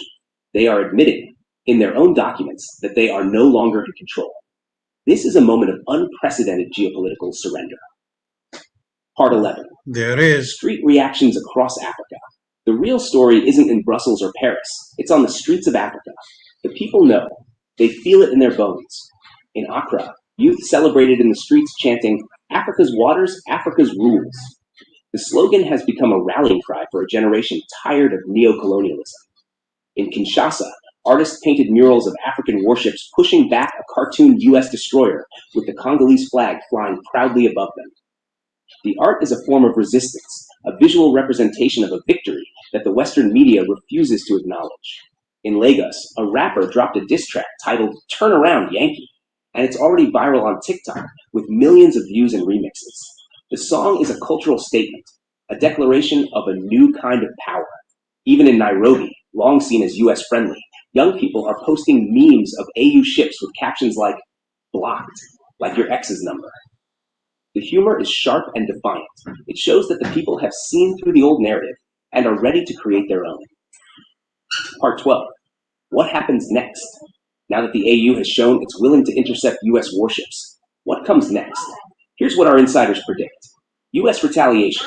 Expect diplomatic pressure, financial blackmail, and even cyber attacks on AU systems. They will not take this humiliation lying down. Media war.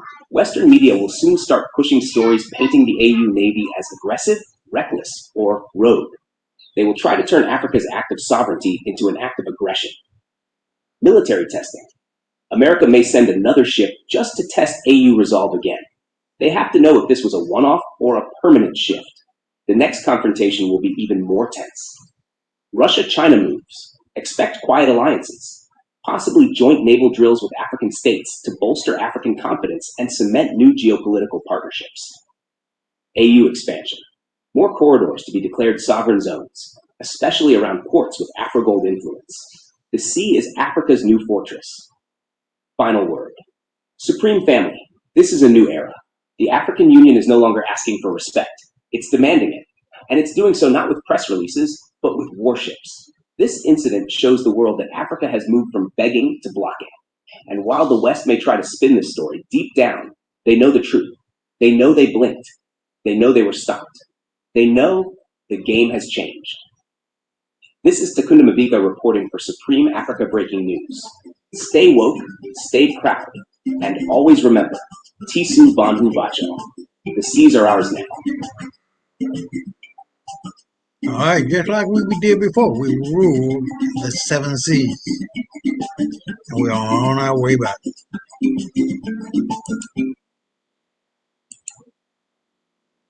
All right, so China deals crushing blow to U.S. banks with 150% gold tariff.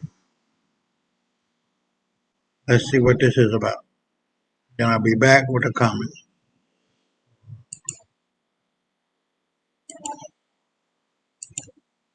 Of a new escalation in trade confrontation. This time it is not about rare earth metals, not about chips, and not about smartphones. The matter is much deeper and more painful. It is about gold, the symbol of wealth, the backbone of the economy, and a measure of trust in the state. Several influential outlets, including the Financial Times, Keishin, and Nikkei Asia, have published reports stating that China is preparing a new package of restrictions against the United States.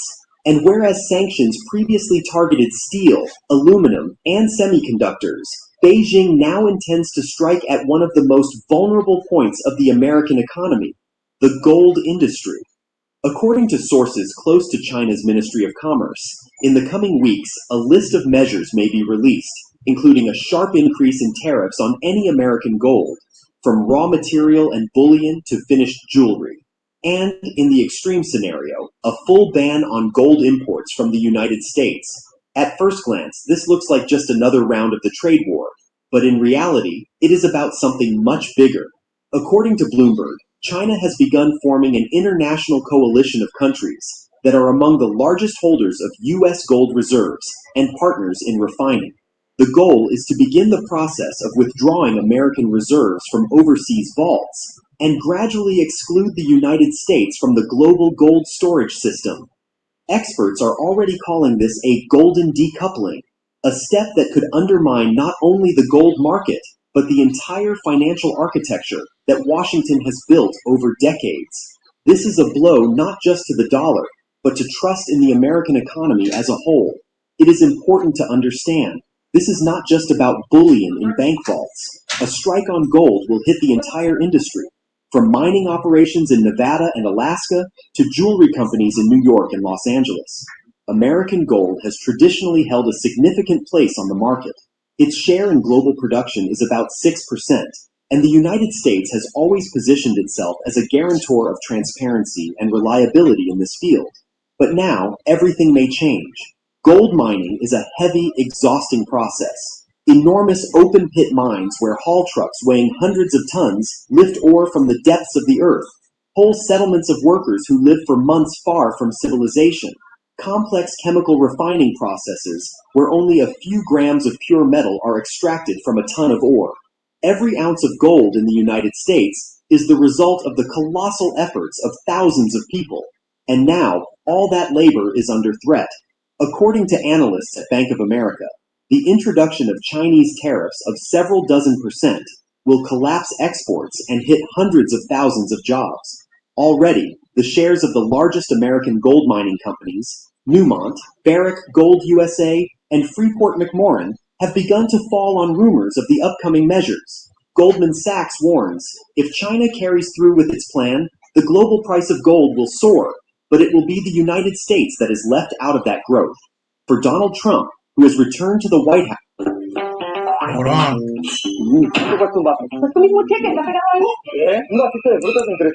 White House under the slogan, Make America Rich Again, this could become a political catastrophe. Gold has always played the role of a safe haven for American investors. Now that haven risks turning into an isolated port. In Beijing, they fully understand the symbolism of what is happening. According to insiders, the Chinese delegation is already in talks with Switzerland, the UAE, and even South Africa to create an alternative system of gold storage and refining without U.S. participation. Several diplomatic sources at the United Nations confirmed to Reuters that the possibility of gradually pushing American banks out of international gold clearing is being discussed. And this is no longer theory. In July, the share of yuan settlements in gold transactions on the Shanghai Exchange exceeded 40% for the first time. This is a worrying signal for Washington. The reaction in the United States was predictably sharp. A White House representative stated that any attempts to restrict America's access to the global gold market would be regarded as financial aggression. Donald Trump himself wrote on Truth Social, China cannot dictate to America what to do with our gold. If they try, we will strike harder than ever. Yet behind the loud declarations lies panic. The American economy is far too dependent on trust in the dollar, and gold has always been its pillar. If that pillar is knocked out, the entire U.S. financial system will be at risk. And this is understood not only in Washington. European analysts at Deutsche Welle are already writing about a possible gold blockade, which could lead to a reassessment of the entire global reserve system. In London, the gold exchange is recording a surge in demand for yuan-denominated contracts. In Dubai, they speak of shifting part of transactions into cryptocurrency. And all of this is happening against the backdrop of China's mounting pressure. The question now is only one. Will this attack on gold become the point of no return in the US-China trade war? Many experts believe it will. The Brookings Institution stated outright, if China closes its doors to American gold, it will be a signal for the start of a new financial Cold War. For the global economy, this means instability, rising prices, flight into alternative currencies, and radical changes in the structure of trade. For the United States, it will be a blow to the very heart of trust in its financial system. And the most troubling part is, this is only the beginning. Insiders are confident that after gold, China may turn to other sectors: oil, gas, technology, pharmaceuticals. The scale of the looming trade war could surpass anything the world has seen before. And while it once seemed that this was merely a matter of temporary tariffs and negotiations, it is now becoming clear we are entering an era of global economic fracture. America and China are heading toward open financial confrontation, and gold may become the first stone that triggers the avalanche. If the scenario described today by major outlets and authoritative insiders comes true, the world faces a tectonic shift. Gold has always been more than just a metal. It has been the foundation of trust. All the world's major currencies, the dollar, the euro, the pound, the yen, have, in one way or another, relied on gold reserves. The loss of U.S. control over this sector would be a blow not only to its own economy, but also to the entire Bretton Woods system created after the Second World War. Washington understands this, but its room for maneuver is limited. Pressure on allies can only deliver a temporary effect. Europe is already showing caution. The Middle East is drifting toward China, and Latin America is openly considering a switch to yuan settlements. If this process gains momentum, the dollar could, for the first time in 80 years, lose its status as the unquestioned global anchor. This would trigger a chain reaction. Investors will begin seeking new safe havens. Some will move into central bank digital currencies, some into the yuan, others into cryptocurrencies. Already today, according to CoinDesk, interest in Bitcoin in the Asian region has grown by 27% on rumors alone of gold sanctions. And what will happen if they actually come into force? Gold prices will skyrocket, the dollar will drop, and the US stock market could face record capital outflows. In such a situation, neither Trump nor his administration will be able to explain to Americans why the symbol of national stability, gold, ended up in the hands of a geopolitical rival. The political consequences are no less dramatic. In Congress, voices are already saying the administration has placed the country under attack. Democrats accuse Trump of turning his America First policy into a reality where allies are turning away from the U.S. Republicans are demanding immediate countermeasures. But it is clear that America has fewer levers than China. Washington has grown too accustomed to dictating terms, but now it finds itself in a defensive position. And for Beijing, this is a chance to cement its status as a new global center of power. And most importantly, this is only the beginning of a much larger war. Today it is about gold, tomorrow it will be about oil and gas, the day after about technology and digital currencies. The world is entering an era in which the economy becomes a weapon no less powerful than armies and missiles. And if the United States fails to find a way to respond, it risks losing what it has always considered its greatest advantage: trust. Without it, the dollar is nothing more than paper and gold in the hands of China. All right, let me give you my thought. It's really simple. This is really easy to understand. So, the United States, in my estimation, and based on what has been reported, $37 trillion in debt.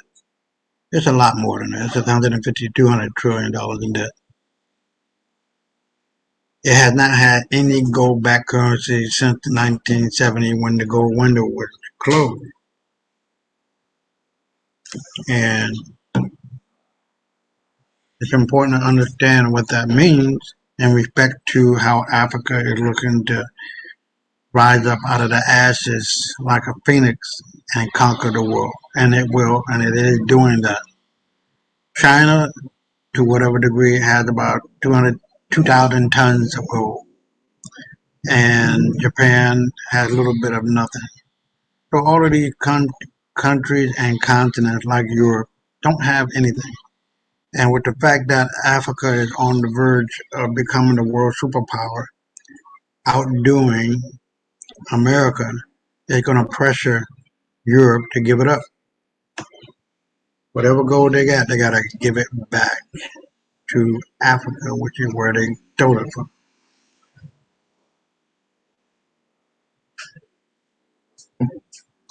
That can't be denied. That can't be circumnavigated. It can't be whipped up into something that it is not. It is what it is. Gold is the actual value currency in the world. And with that being said, Africa is going to lead the world because it is now discovering things that other people on other continents don't have, which puts it into the driver's seat.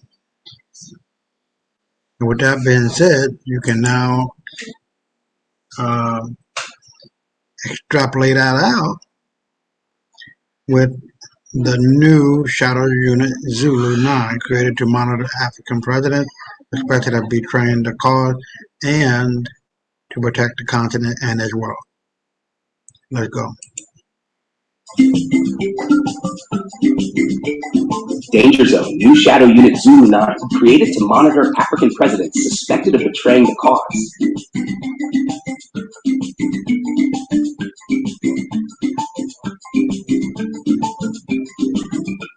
By Takuna Mavika, Supreme Africa Breaking News. Tisu Vanhu Vacho. When the dream of one Africa becomes threatened from within, this is the line no one sees, until now. Part 1, a new threat from within. Melodies of unity are easy to hear, but it's in the whispers of betrayal that we learn who truly believes. SABN can now break one of the most secretive stories in One Africa history, the creation of a brand new elite intelligence force within the One Africa Army, codenamed Zulu 9. Their mission? To monitor, track, and expose African presidents, prime ministers, and top officials who are suspected of selling out, abandoning continental unity for foreign deals, personal gain, or power grabs. This is no rumor. The Z9 mandate was approved by unanimous vote at the last Quiet Council of One Africa held in Kigali on August 12, 2025. And yes, we have documents, confidential those who signed in gold, and the Z9 mission plan marked eyes only. Part 2. What is Shadow Unit Zulu 9? Zulu 9 is the ultra-secret evolution of the original Shadow Unit Zulu, the same unit that protected Chairman Lorenzo from assassination plots, saved peace in Sudan, and helped absorb opposing armies under the One Africa Army. But if Zulu was the bodyguard, Z9 is the watchdog, a layer beyond public scrutiny designed to guard against internal rot. Zulu 9 has operatives embedded in 27 national ministries, including defense, finance, energy, and foreign affairs. Black Ops satellite hack teams capable of tracing fund flows or encrypted chip purchases. Deep cover analysts posing as business people, journalists, even diplomats, feeding intel from inside the halls of power. A digital courtroom protocol ready to launch investigations and broadcast findings to One Africa Parliament. In layman's terms, if you betray Pan-Africanism, someone is already watching, maybe from your own table. Part 3. Why the need for Zulu 9? Africa's biggest enemy today is not external aggression, it's internal corruption and division. Look at the signs. 1. Secret oil deal in Central African Republic, spotted by Z9 analysts, signed by a dictator backing out of AU resource sharing pacts. 2. Bribery route from a Russian uranium broker into a senior West African president's offshore accounts, tracked by an AI-powered finance monitor. 3. A leaked memo showing collusion between national intelligence services and foreign agents to stop AfroGold implementation. Zulu 9 exists because One Africa cannot be protected only from the outside. It must also be guarded from inside. And according to insiders, every member state official who flies first class into Addis Ababa now may be unknowingly meeting Z9 surveillance. Part 4. Operation Watchtower. We've gained access to Z9's core directive titled Operation Watchtower, which outlines the following phases. Phase, focus, outcome. 1. Identify high-risk heads of state, compile dossiers. 2. Deploy embedded analysts, gather compromat. 3. Intercept call text, email, decode blackmail. 4. Brief quiet council, vote on sanctions. 5. Escalate to digital parliament, launch public impeachment or forced compliance. There are even secret trigger words: antagonist, subversion, norm violation.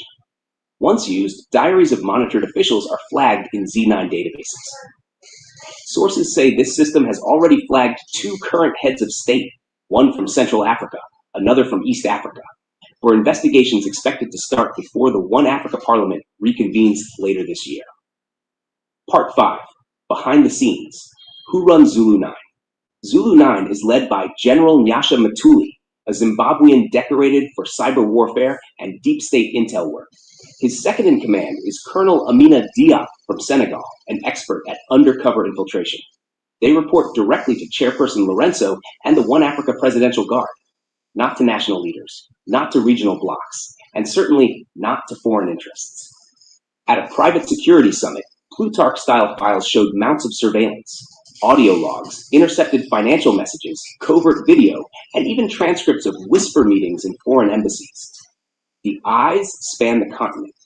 A carbon fiber drone in Kigali, a bugged coffee machine in Bamako, a smuggled microchip in a Libreville airport taxi, and a rock-funded data center in Dar es Salaam, all under the watchful eye of Zulu 9. Part 6. First targets already listed.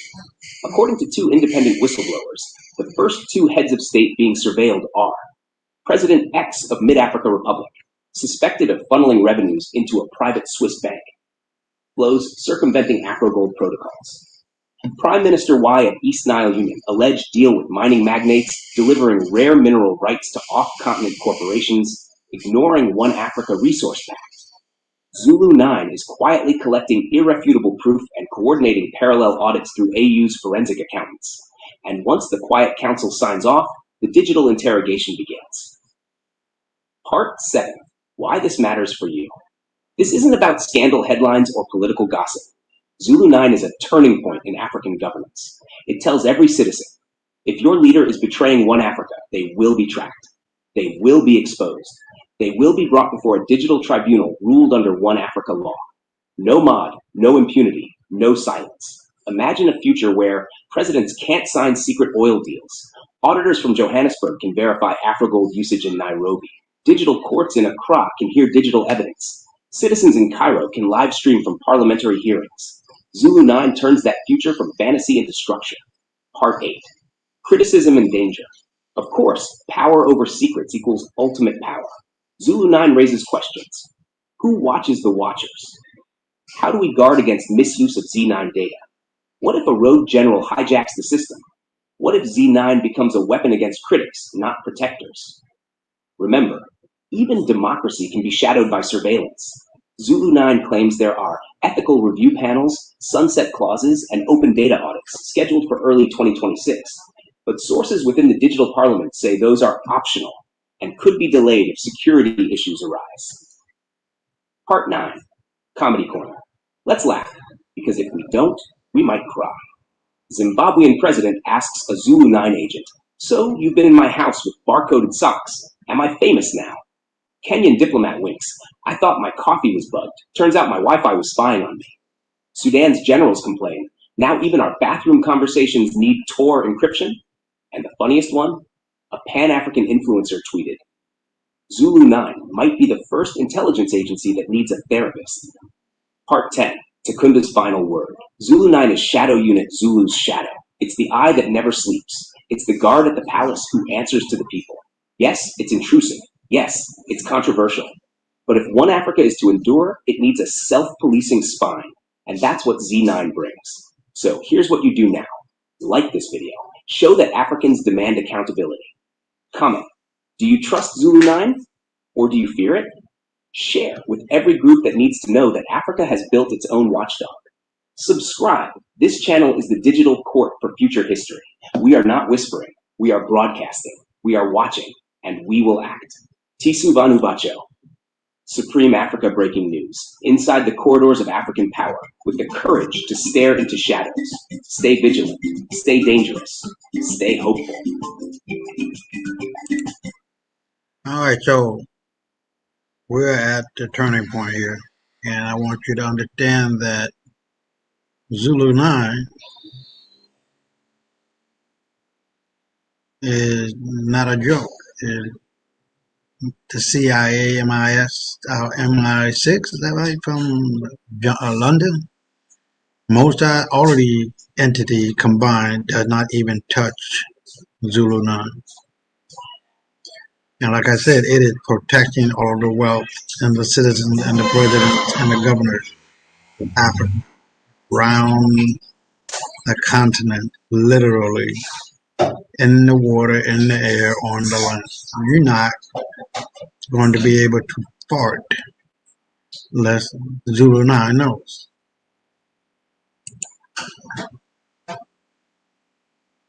And this leads to the application and the insertion of Afro gold.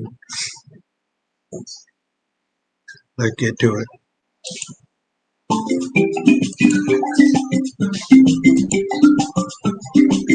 Breaking. African Alliance orders banks to begin AfroGold integration. First financial strike against U.S. dollar begins. By Takunda Mabika, Supreme Africa Breaking the End. Tisuvanu Bacho, pay close attention. Today we are entering a new battlefield. The banks. SABN has obtained insider documents showing that the African Alliance has quietly issued a classified order to a select group of commercial banks across the continent. The instruction is simple but historic.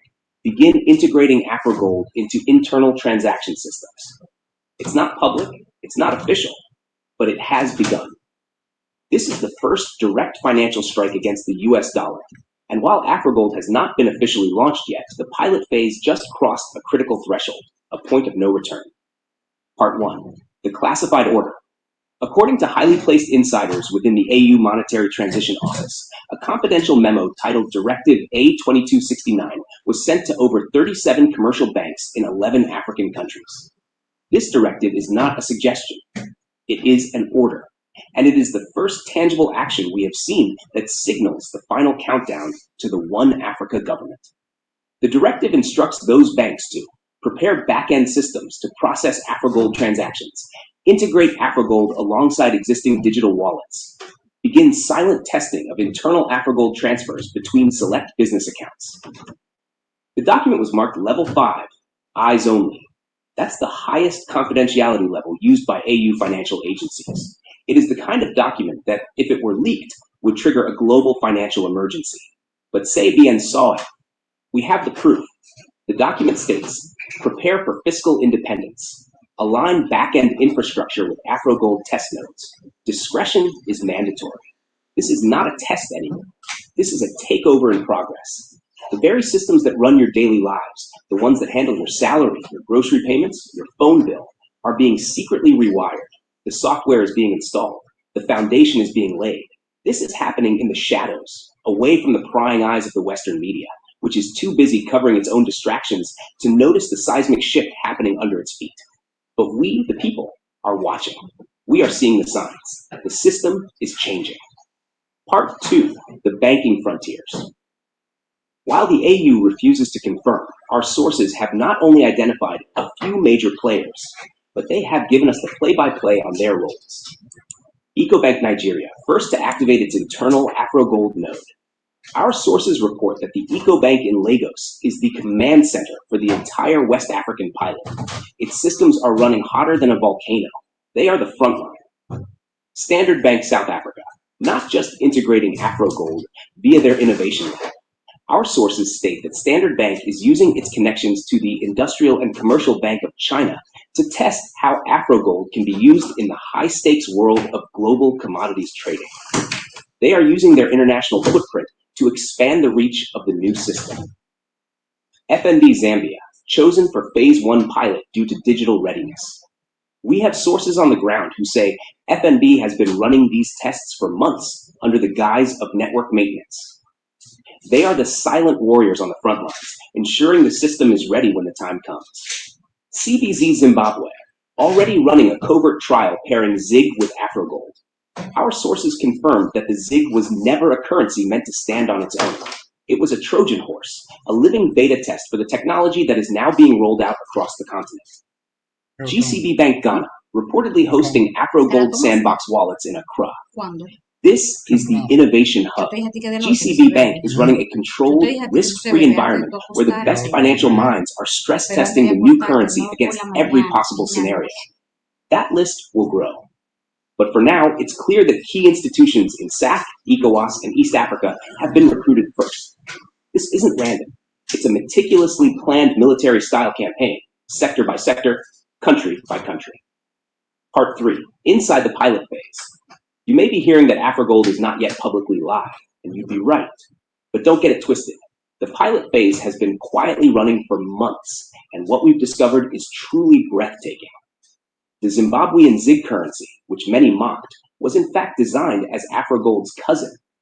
It was built to test local adoption, gold backing trust, and anti-inflation control mechanisms.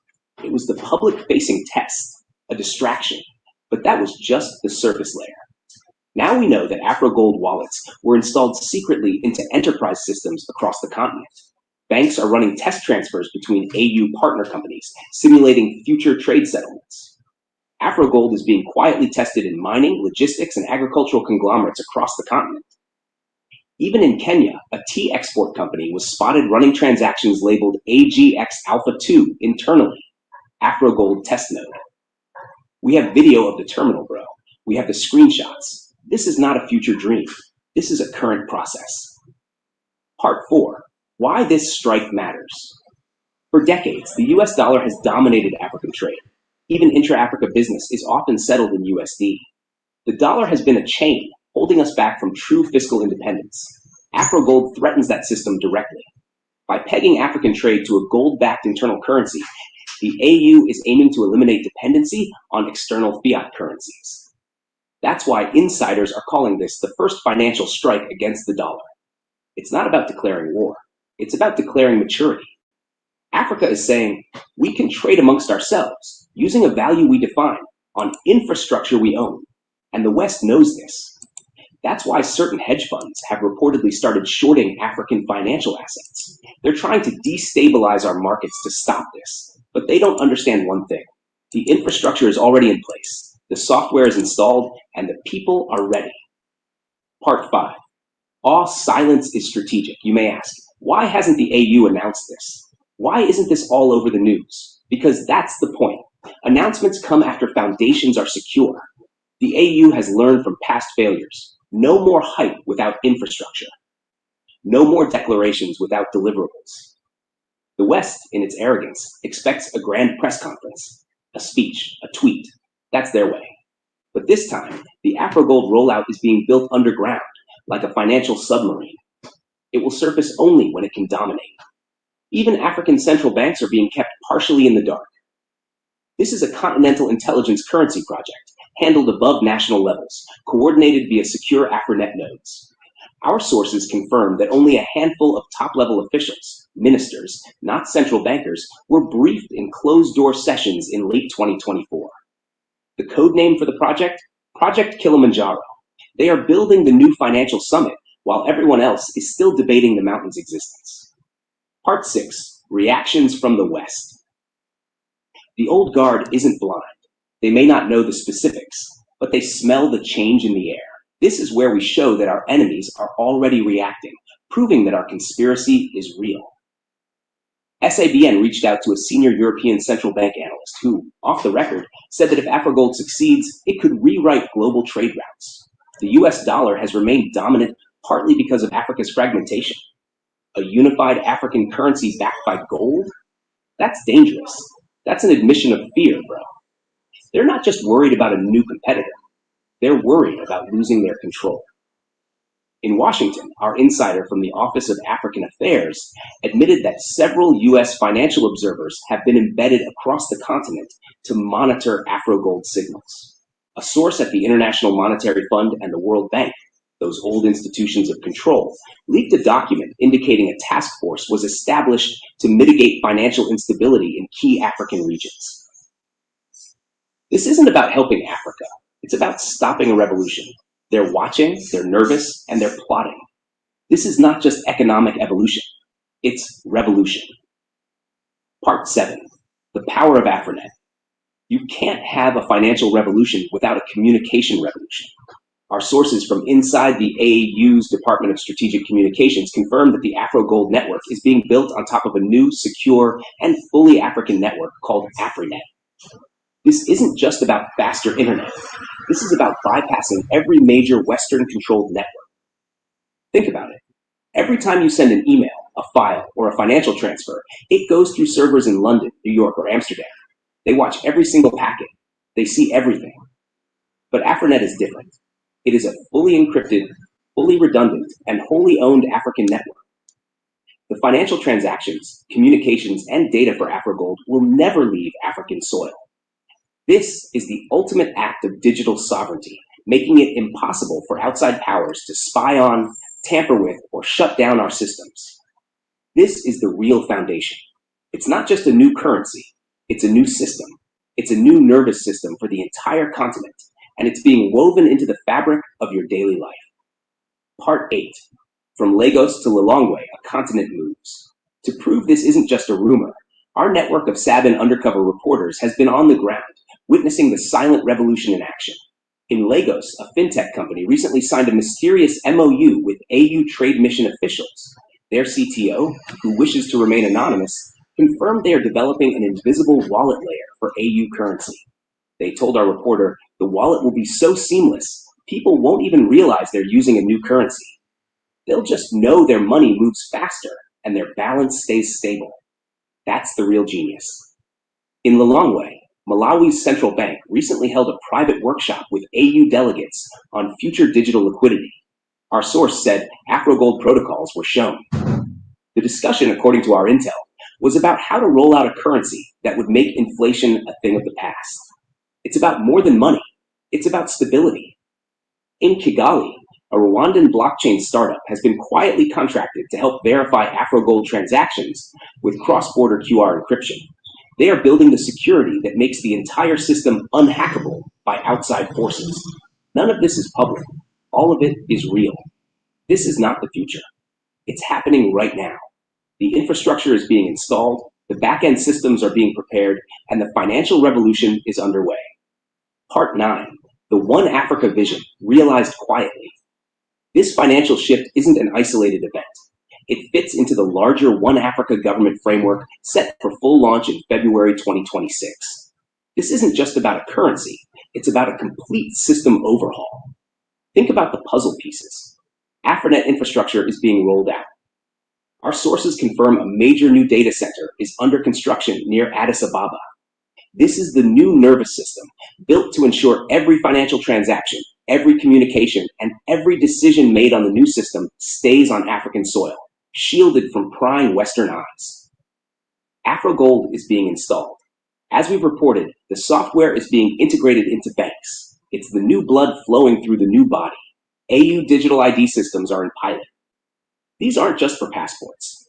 Our intel says these IDs are being designed to be the key to the new financial system, linking every citizen directly to their AfroGold account, bypassing old, fragmented national systems. And now, banks are being prepared. This means that the One Africa government is not a future dream. It's a current process. It's being woven into the systems that run your salary, your wallet, your online store. While they sleep on their old power, we are building the future, piece by piece, document by document. Part 10. The sweet dream of a united financial Africa. Imagine, the year is 2026. You walk into a shop in Harare, Zimbabwe, and pay for your groceries with AfroGold from your phone. The money moves instantly. The shop restocks its shelves using a supplier in Accra, Ghana. That Ghanaian supplier pays a cocoa farmer in Côte d'Ivoire with AfroGold. The cocoa is shipped to Cairo, Egypt, where it's turned into chocolate and sold in Morocco. No dollar touched. No visa required, no Western approval needed, just African value cycling through African systems. That's what this quiet banking shift is preparing for. The system of financial fragmentation and control that has plagued Africa for decades is finally being dismantled. It's a sweet, beautiful dream, and we are the ones who will make it real. Part 11. The next steps and the final word. What happens next? This is where the plan moves from the back end to the front end. The next few months will see a phased rollout of consumer wallets. Zimbabwe, Kenya, Ghana, South Africa, Egypt, all are in line for soft launches. Our intel suggests this will happen country by country, with a quiet public relations campaign about a new era of digital banking to mask the true purpose. When that happens, public adoption will explode. The people will feel the benefits. They will demand AfroGold because it will protect their savings from the inflation that has destroyed families. Companies will prefer it because it simplifies trade and eliminates the ridiculous fees of the old system. The banks, forced to follow, will have no choice but to fully embrace the new order. The dollar won't fall overnight, but it won't stand untouched. The West is playing a game of chess, and they've been using the same opening moves for centuries. But they don't see that the board itself has changed. Final word, don't blink. History is not made in announcements. It's made in documents like Directive A2269. It's made in labs, sandboxes, and back-end servers. It's made in the quiet, methodical actions of a continent finally taking its destiny into its own hands. Africa has made its move. The banks are now in play. This is Takunda Mavika for Supreme Africa Breaking News. Tisu Van Hubacha, the system is changing, and the countdown to AfroGold has begun. All right, you heard it. It's very important to understand the financial changes that are in place for the continent of Africa and the world and how that fits in. Because you know fully well that America and Europe came in on the low end and really did a job on Africa and economic machinery that was in place. After World War II, Europe was destroyed. All America did was to provide the money. It was protected and buffered from the Pacific Ocean to the Atlantic Ocean. So it's very difficult to try to conquer America, which is allies of Canada and Mexico and the Gulf of Mexico, you know, the whole nine. So when America became the rock bed of financial stability with the dollar, and bear in mind, it was Africa that helped Europe get back on its feet with their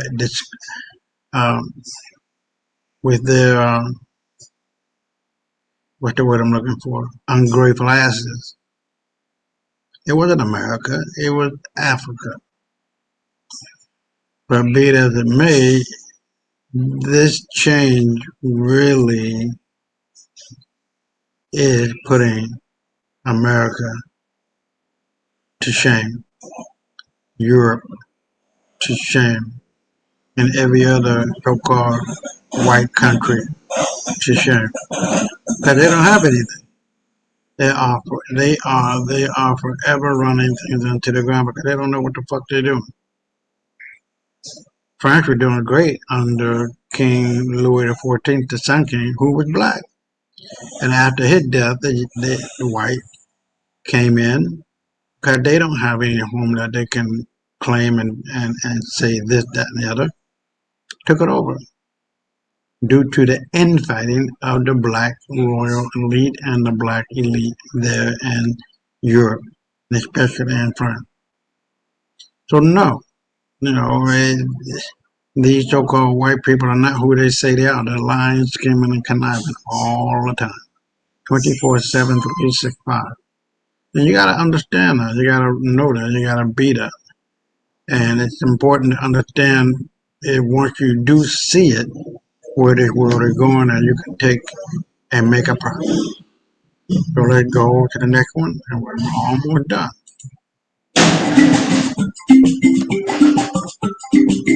Breaking. One Africa army reportedly takes down 3 CIA spies.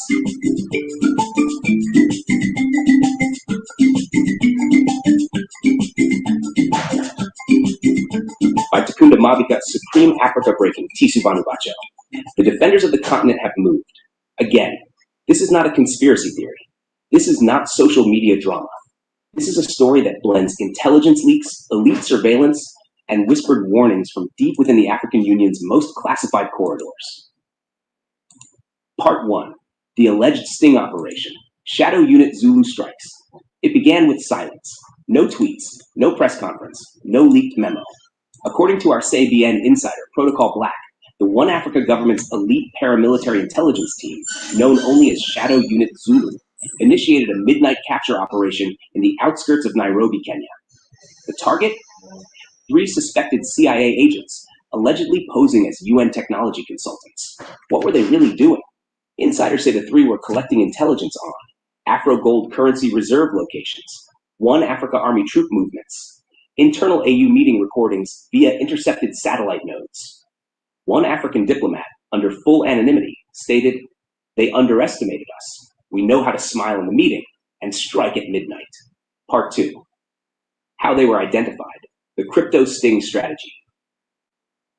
SABN has learned that the African Continental Intelligence Division 8, a quiet AU surveillance task force, had been tracking the suspected spies for over 3 months. Here's how they got caught. The 3 agents used encrypted cryptocurrency wallets to receive offshore payments. They met only in locations with known US surveillance backdoors, particularly cafes near embassy zones. All 3 used smartphone brands not available in African retail and configured with US military firmware. But the One Africa Army didn't act right away. They waited, tracked, collected data. Then last Thursday, Shadow Unit Zulu launched Operation Obsidian Knife. It was over in 9 minutes. No gunfire, no mess, no witnesses. Part 3. The reactions. Is the US government panicking? Within 48 hours of the alleged takedown, sources say the US embassy in Ethiopia requested an unscheduled emergency meeting with AU chairperson João Lourenço. Officially, they discussed cooperation in cyber defense. Unofficially, they wanted their people back. One SABN informant, a diplomat nicknamed Protocol Black, said, "The Americans are not just upset, they're shocked we moved so fast. They didn't know we were watching this closely."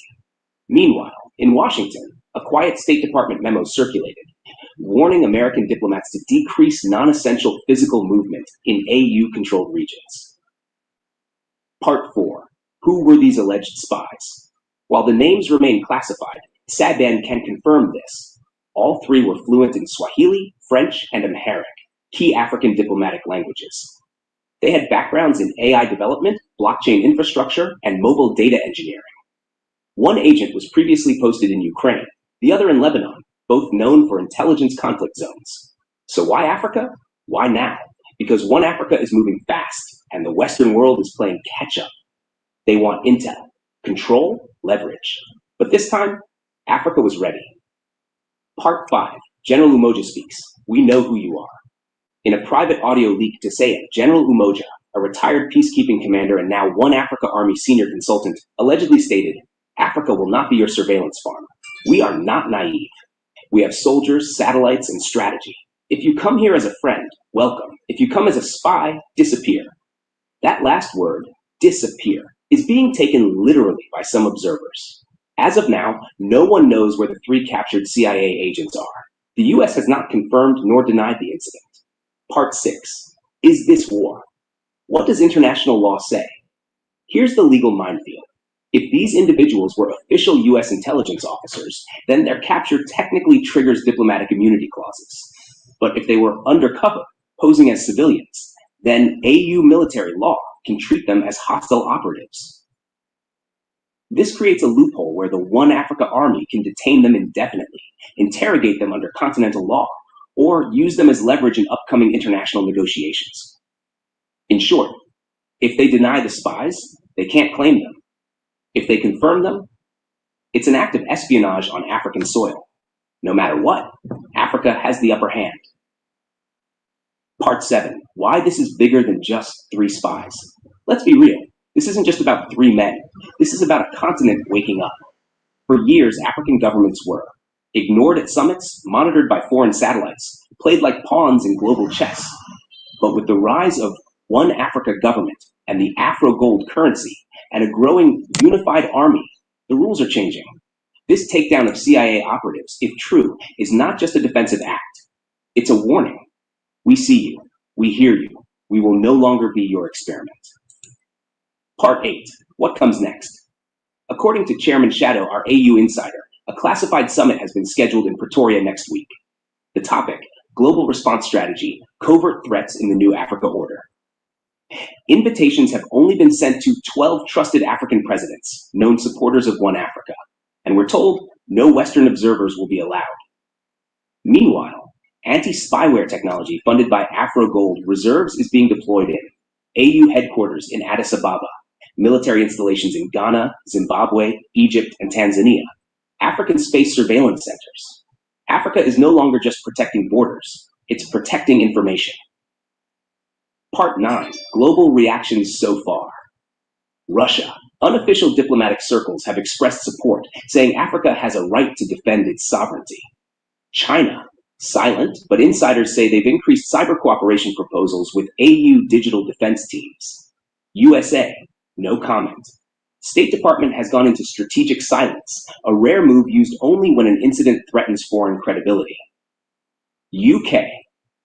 British newspapers are quietly dropping stories about Africa's unstable progress, possibly preparing to spin the narrative. But the African people? Celebrating.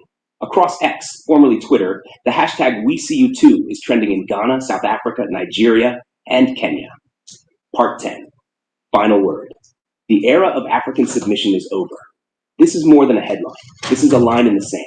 If true, the takedown of 3 CIA operatives on African soil by the One Africa Army proves one thing. Africa now has teeth. Africa now has eyes. Africa now has options. No longer begging for aid. No longer asking for permission. No longer allowing others to decide the future of the richest continent on Earth. To the West, don't come here with secrets. We've built our own eyes now. To the people of Africa, stand tall. The continent is no longer asleep. And to the world, welcome to the rise of the final superpower, Africa. Like, share, subscribe. This is Sabin. This is Takunda Mabika, Tisu Vanuvacho. And yes, we're watching too. All right, let's keep it moving, you guys. This is the pinnacle of change of power. And when you have been in the driver's seat for so long, you just take it as a matter of fact, and it's not a fact anymore. It is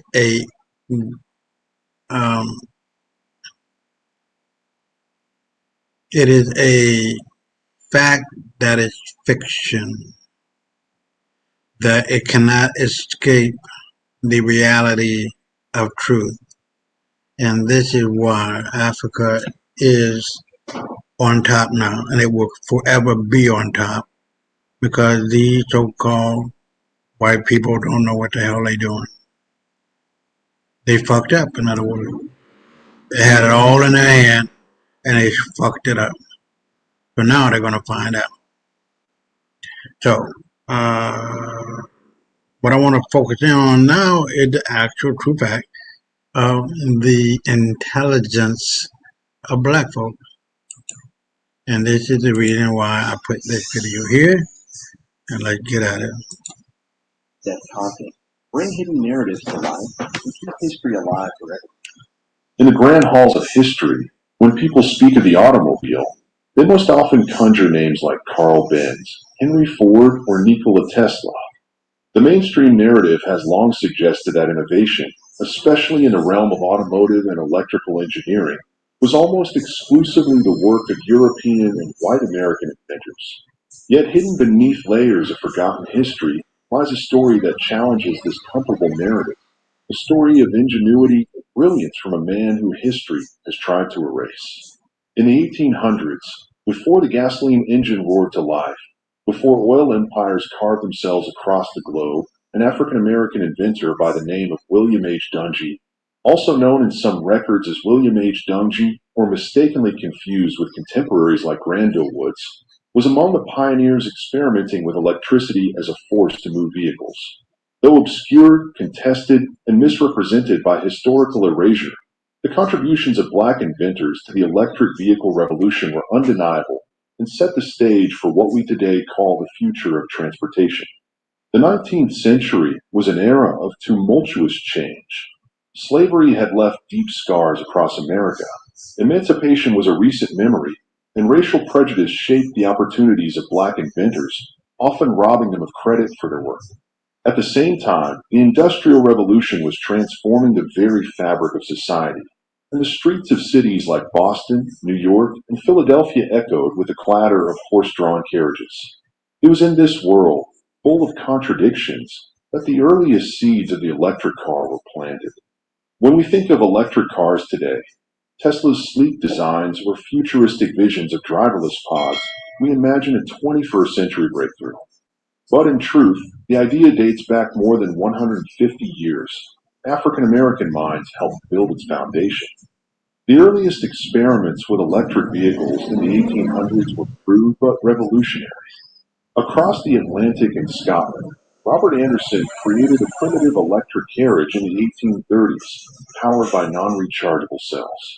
Hungarian engineer Enéas Jedlik, German inventor Moritz Jacobi, and American innovators like Thomas Davenport also dabbled with similar designs.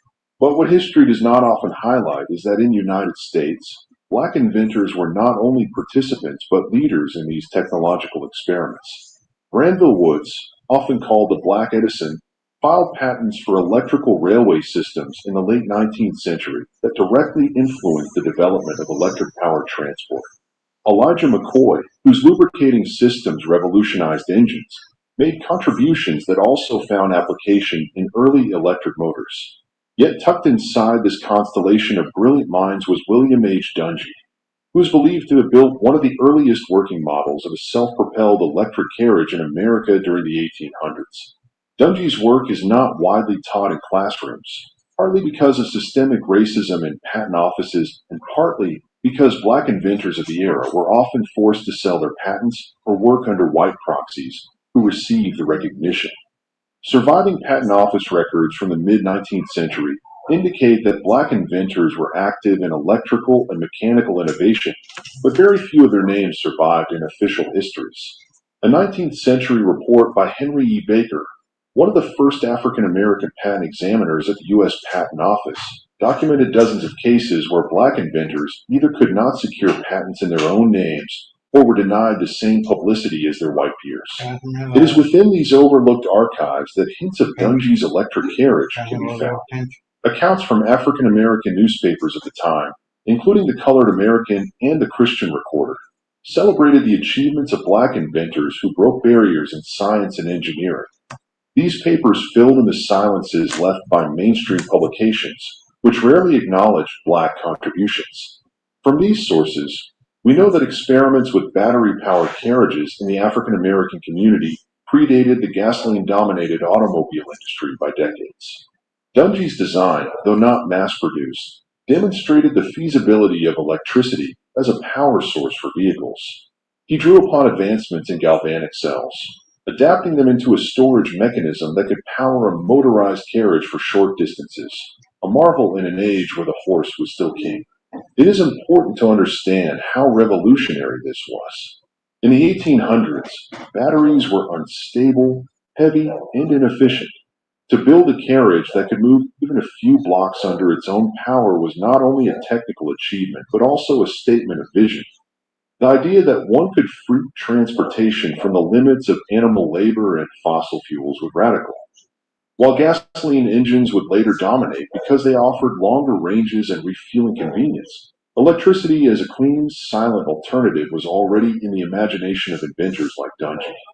The irony, of course, is that while today's electric vehicle industry is celebrated as progressive, its early history is riddled with erasure of the very people who first imagined it. Dungy was operating in a society that denied African Americans access to capital, denied them education in many formal institutions, and frequently blocked their patents. Many black inventors were forced to work in anonymity or under the names of white sponsors. As a result, even when their ideas flourished, their identities were erased from the record.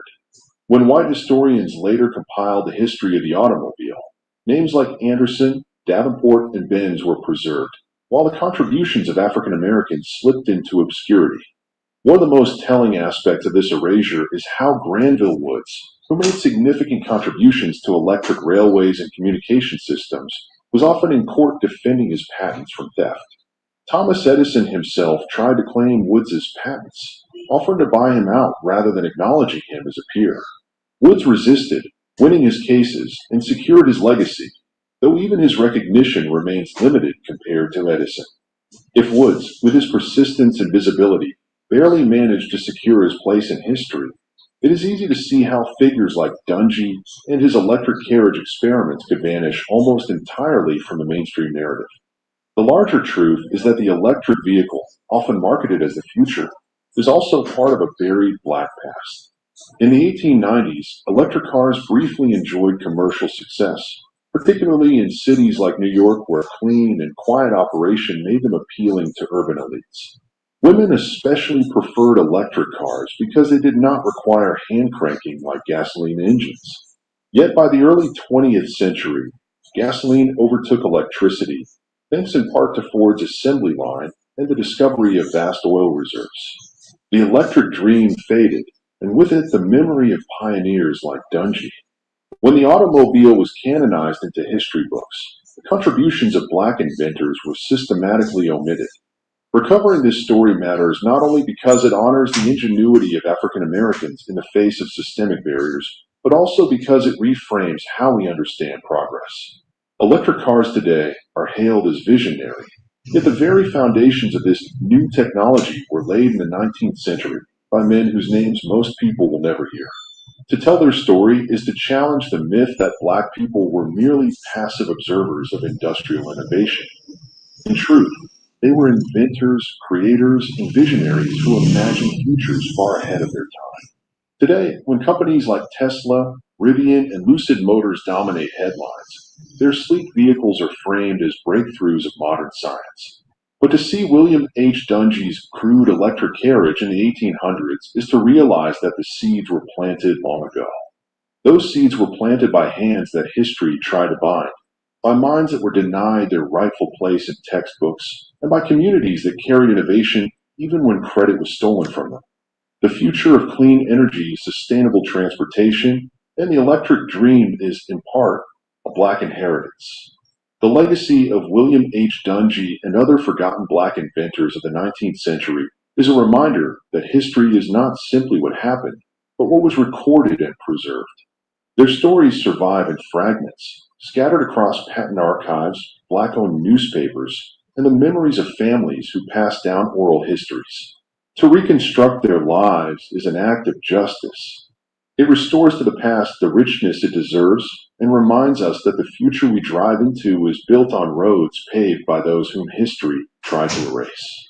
If today's society celebrates innovation and disruption, then let us disrupt the silence that is covered over the achievements of African Americans in the story of the electric car. Let us remember that before gasoline reigned, before the oil barons, before the modern age of highways, there was a black inventor in the 1800s who dared to imagine a vehicle that moved not by horse, not by steam, but by the invisible current of electricity. In reclaiming his story, we reclaim a piece of ourselves, a reminder that the future has always been shaped by those who dared to dream differently, even when the world told them their dreams were impossible. Wow. That is why it is so important to understand history and what happened. So now we're going to move on to two EU nations to join BRICS. What happened?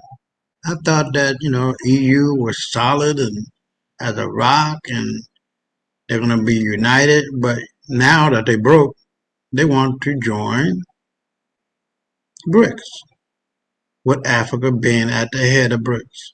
Let's see what happens. Hungary and Greece's bid to join BRICS marks a seismic shift in the global landscape, sending ripples through the very foundations of the post-Cold War order. For decades, the world has been shaped by Western institutions and alliances, but now, two European nations are openly challenging that status quo, signaling a profound transformation in international relations. The corridors of power, once firmly rooted in Washington and Brussels, are now witnessing a dramatic shift toward Beijing, Moscow, and New Delhi. This eastward movement of influence is not just symbolic. It represents a tangible redistribution of political and economic clout as emerging powers assert themselves on the world stage. This move by Hungary and Greece signals a realignment of global power, one that is actively redefining alliances, trade routes, and the very architecture of international cooperation. As new trade corridors open and old ones are reconsidered, the global economy is being reshaped in real time. But this is about more than just two countries. It reflects a growing sentiment across many nations, a desire to break free from Western-dominated global systems and to seek alternatives that better serve their interests. The voices calling for change are growing louder, echoing through city squares and diplomatic halls alike. Hungary and Greece's pivot toward BRICS raises fundamental questions about the future of unipolar dominance by the US and its allies. Their decision challenges the long-held assumption that Western institutions are the only viable path to prosperity and security. The implications are far-reaching. This shift could impact the stability of the European Union, the dominance of the US dollar in global markets, and the overall balance of power. Financial systems, trade agreements, and diplomatic alliances are all being tested as the world adapts to this new reality. The rise of a multipolar world offers nations more choices than ever before, challenging the old East versus West narrative. Countries are no longer forced to pick sides. Instead, they can forge partnerships that align with their unique interests and aspirations. Hungary and Greece are navigating this new world on their own terms, seeking partnerships that promise mutual benefit and greater autonomy. Their actions may inspire others to reconsider their own alliances and strategies in this rapidly evolving landscape. To truly grasp the magnitude of this moment, we must look beneath the surface and understand the complex undercurrents driving this critical geopolitical shift. Analysts and experts are closely watching, as the decisions made today will shape the world for generations to come. The world is not just changing, it is being fundamentally remade before our eyes. The choices of nations like Hungary and Greece are setting the stage for a new era, one defined by shifting alliances, emerging powers, and a reimagined global order. To grasp today's news, we must understand BRICS. Initially an investment term, BRIC identified Brazil, Russia, India, and China as future economic engines. These nations sought greater political influence, feeling underrepresented in Western-dominated institutions. BRIC evolved into a geopolitical bloc, advocating for a multipolar world order. South Africa joined in 2010, expanding BRIC to BRICS, representing the global South. BRICS established the New Development Bank in 2015, offering an alternative to the World Bank and IMF. The NDB funds infrastructure in member countries, reducing reliance on Western loans. The contingent reserve arrangement provides financial safety for members. BRICS is building a parallel financial system, challenging Western dominance. BRICS, originally 5 nations, always aimed for broader influence. On January 1, 2024, BRICS expanded, adding Egypt, Ethiopia, Iran, Saudi Arabia, and the UAE. This transformed BRICS into a coalition of 10, reshaping global energy markets. The expansion increased BRICS's population and GDP, enhancing its global clout. Including major oil producers positions BRICS at the heart of global energy politics. The 2024 expansion signaled BRICS's openness to nations dissatisfied with the status quo. Successful integration of new members encouraged others, including EU nations, to consider joining. BRICS is serious about creating a more inclusive global governance structure. On August 21, 2025, Hungary's Prime Minister Viktor Orban made headlines by announcing that his country had formally submitted an application to join BRICS, the influential bloc of emerging economies. This move marks a significant shift in Hungary's foreign policy direction, signaling a desire to diversify its international alliances beyond the traditional Western sphere. Orban's announcement was delivered at a high-profile press conference, drawing attention from both domestic and international media outlets, and sparking immediate debate among political analysts about the potential implications for Hungary's relationship with the European Union. During his speech, Orban emphasized Hungary's need for a more sovereign foreign policy, one that is less dependent on the dictates of Brussels and more attuned to the country's unique interests. He argued that forging strong global partnerships, especially with non-Western powers, is essential for Hungary's long-term security and prosperity. The Prime Minister highlighted the importance of economic resilience and the need to adapt to a rapidly changing world order, where new centres of power are emerging. Shortly after Hungary's announcement, Greece followed suit. Prime Minister Kyriakos Mitsotakis addressed the nation, outlining Greece's intention to pursue BRICS membership as well. Mitsotakis underscored the importance of economic diversification, explaining that Greece seeks to reduce its reliance on traditional Western financial institutions and open new avenues for trade, investment, and technological cooperation. He pointed to the lessons learned from past financial crises and the need for greater flexibility in international partnerships. For Greece, one of the main attractions of joining BRICS is access to the new development bank, which offers investment opportunities without the stringent bailout conditions often imposed by the European Union and the International Monetary Fund. Greek officials believe that this could provide much-needed capital for infrastructure projects, energy development, and innovation, helping to stimulate economic growth and create jobs. These landmark announcements come just weeks before the highly anticipated BRICS summit in Brazil, where both Hungary and Greece hope to be granted observer status. Their applications are expected to be a major topic of discussion among BRICS leaders, as the bloc considers its future direction and the possibility of expanding its membership to include European nations for the first time. Behind the scenes, informal talks between Hungarian and Greek diplomats and key BRICS members, especially Russia and China, have been ongoing for several months. These discussions have focused on aligning interests, addressing concerns, and laying the groundwork for a smooth accession process. Both countries have sought assurances that their unique economic and political circumstances will be respected within the BRICS framework. The ultimate goal for both Hungary and Greece is to achieve full BRICS membership by 2026. This timeline underscores the seriousness of their intent and their commitment to pursuing a new path in global affairs. Formal document signings and high-level meetings are already being scheduled to advance the process. The initial response from BRICS has been cautiously welcoming. While the bloc respects each nation's sovereign decision to seek membership, it is also mindful of the need to maintain internal cohesion and consensus among existing members. The expansion process is expected to be thorough and deliberate. Russia and China, in particular, have expressed openness to the idea of new members joining BRICS, viewing it as an opportunity to strengthen the group's global influence.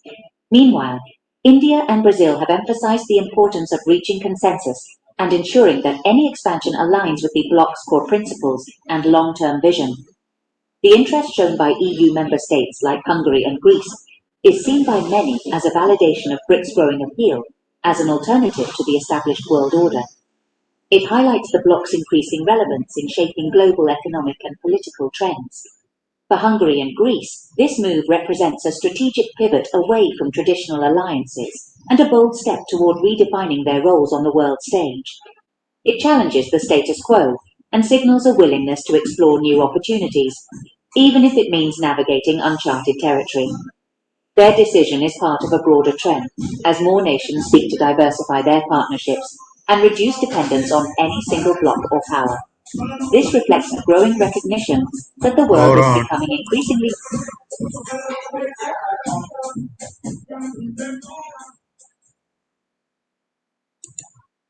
multipolar, with new alliances and networks emerging across continents. As the geopolitical landscape continues to shift, BRICS stands at the forefront of this transformation. The potential inclusion of Hungary and Greece could mark a new chapter in the bloc's evolution, further reshaping the balance of power in the 21st century. Hungary's move aligns with Orban's decade-long Eastern opening policy. Frustrated with EU constraints, Hungary seeks BRICS' partnership based on sovereignty. Greece, scarred by past economic crises, sees BRICS as a path to growth. The new development bank offers Greece funding without EU conditions. Both nations seek strategic autonomy, balancing relationships beyond the EU. BRICS offers a platform for Hungary and Greece to pursue independent foreign policies. Hungary and Greece's BRICS bid challenges EU identity and cohesion. The EU faces a dilemma to respond without alienating members or appearing weak. No EU treaty forbids joining BRICS, but it conflicts with EU foreign policy. The EU must address internal frustrations driving members to seek alternatives. Leaders from France and Germany express concern over EU unity. Eastern European states accuse Hungary and Greece of betraying solidarity. The EU must adapt to accommodate diverse strategic interests. Failure to address grievances could unravel the European project. Hungary and Greece in BRICS would reconfigure global trade and finance. It challenges the euro's prestige and boosts BRICS' de-dollarization agenda. BRICS promotes trade in local currencies, bypassing Western financial systems. Hungary and Greece gain access to a vast market, reorienting trade away from the EU. China's Belt and Road Initiative benefits from EU ports and manufacturing hubs. The new development bank could fund EU infrastructure, challenging EU development funds. Hungary and Greece risk EU backlash, but bet on BRICS' opportunities. It's a high-stakes gamble for economic resilience and diversification. Dr. Ian Bremmer, a renowned political scientist and expert on global affairs, offers a compelling perspective on the recent decisions by Hungary and Greece to move closer to the BRICS alliance. This shift, he argues, is not just a minor diplomatic maneuver, but a significant signal of changing tides in international relations. By examining the motivations behind these countries' actions, Bremer helps us understand the broader implications for Europe and the world. According to Bremer, this development marks the definitive end of what he calls the post-Cold War European fantasy, a period when Europe believed it could expand its influence and values across the continent, united under a common vision. The optimism that followed the fall of the Berlin Wall is now giving way to a more fragmented and uncertain reality. In today's rapidly evolving geopolitical landscape, countries are increasingly hedging their bets. We are living in what Bremer describes as a G0 world, a world where no single nation or bloc holds uncontested leadership. Instead, nations are seeking new partnerships and alliances, trying to maximize their own security and prosperity in a time of global flux.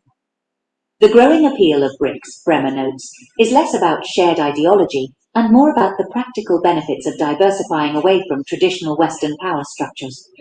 For many countries, joining or aligning with BRICS is a strategic move to gain more options and reduce dependence on the West. Hungary and Greece, in particular, perceive the United States as increasingly inward-looking, focused on its own domestic challenges. Meanwhile, the European Union is often seen as overly bureaucratic and slow to respond to the needs of its member states, leaving some countries feeling marginalized. What BRICS offers is investment and economic cooperation without the political or democratic conditions that often accompany Western aid. This approach is especially attractive to nations seeking greater strategic independence and flexibility in their foreign policy choices. Bremer warns that the European Union will face significant challenges in managing this shift. The risk of internal fragmentation is real, as more countries consider alternative alliances and question the benefits of EU membership. The EU's credibility as a unified global actor is now under serious threat. If it cannot adapt to these new realities, its influence on the world stage may continue to erode. The rise of BRICS demonstrates that there are now credible alternatives to Western dominance in global finance, trade, and diplomacy. This is reshaping the balance of power in ways that were unimaginable just a decade ago. As the world becomes more complex and multipolar, nations must learn to adapt to an environment where strategic hedging is the norm. The choices made today will shape the geopolitical order for years to come, making this a pivotal moment in history. Hungary and Greece's BRICS bid symbolizes a world in flux. It challenges core assumptions of the global order, prompting re-evaluation. The Cold War's clear lines have given way to a multipolar reality. The EU faces an existential test, needing flexibility to prevent fragmentation. BRICS must integrate diverse nations, testing its cohesion. The West must prove its model offers more prosperity and justice. The future is unwritten, shaped by leaders' actions in coming months. Will this lead to division or a balanced global governance system? Share your thoughts on Europe's and the world's future in the comments. Well, as you can see, it's not counting Africa with all of its resources under its own control. With dealing with Africa and 1.5 billion people, you can only deal with Africa when you got gold. That's a bitch. And so this leads into the fact that Europe is now finally admitting that they are weak economically, weak politically, weak spiritually, and weak physically. This is just going to make it so much easier to take them over. Let's start. So-called civilized center of the world, finally admitting what many of us already knew. Trouble. Big trouble. Mario Draghi, one of their most important insiders, just stood up and basically said, the illusion is over.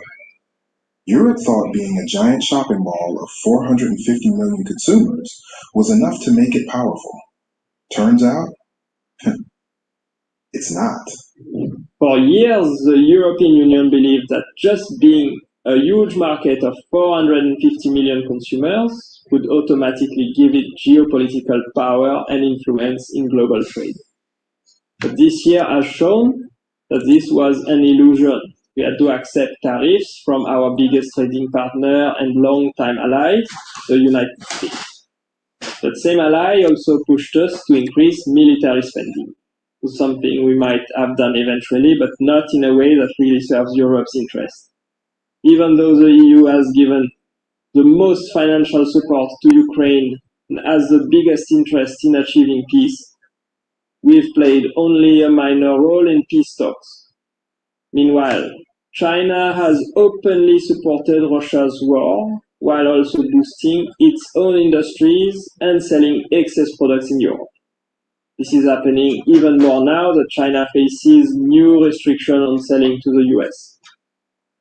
Our protests haven't changed much. China doesn't see Europe as an equal partner. It uses its control over rare earth minerals to tighten our dependence. Europe has also been on the sidelines during other global crises, when Iranian nuclear sites were bombed and when the war in Gaza escalated. These events have shattered the idea that economic power alone translates into real geopolitical influence.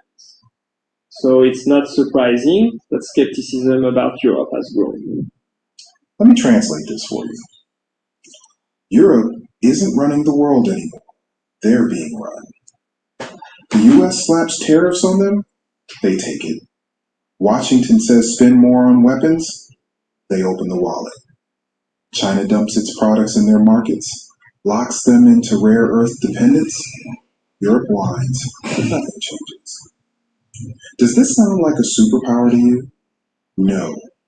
It sounds like a client state. It sounds like the same Europe that once wagged its finger at Africa, saying we were the ones who lacked independence. And now look at them, paying for wars they don't control, sidelined in peace talks, begging for access to markets they don't own. It's humiliating. Europe's competitiveness report showed many areas where Europe is falling behind and needs urgent reform. But two big themes stand out: fixing our own internal market and catching up in technology. First, the internal market. The idea of a single European market was agreed almost 40 years ago, yet there are still too many barriers to trading freely across Europe. If we removed them, our growth would be much stronger. The IMF says that if Europe's barriers were as low as those in the US, productivity could be about 7% higher within 7 years. The problem is clear. While European countries are planning to spend 2 trillion euros more on defense by 2031, we still have internal rules that act like heavy taxes, 64% on machinery and 95% on metal. This slows down projects, raises costs, and pushes governments to buy from suppliers outside Europe instead of stimulating our own economies. In short, we are holding ourselves back. The current technology. No country today can be prosperous or independent if it's left out of key technologies.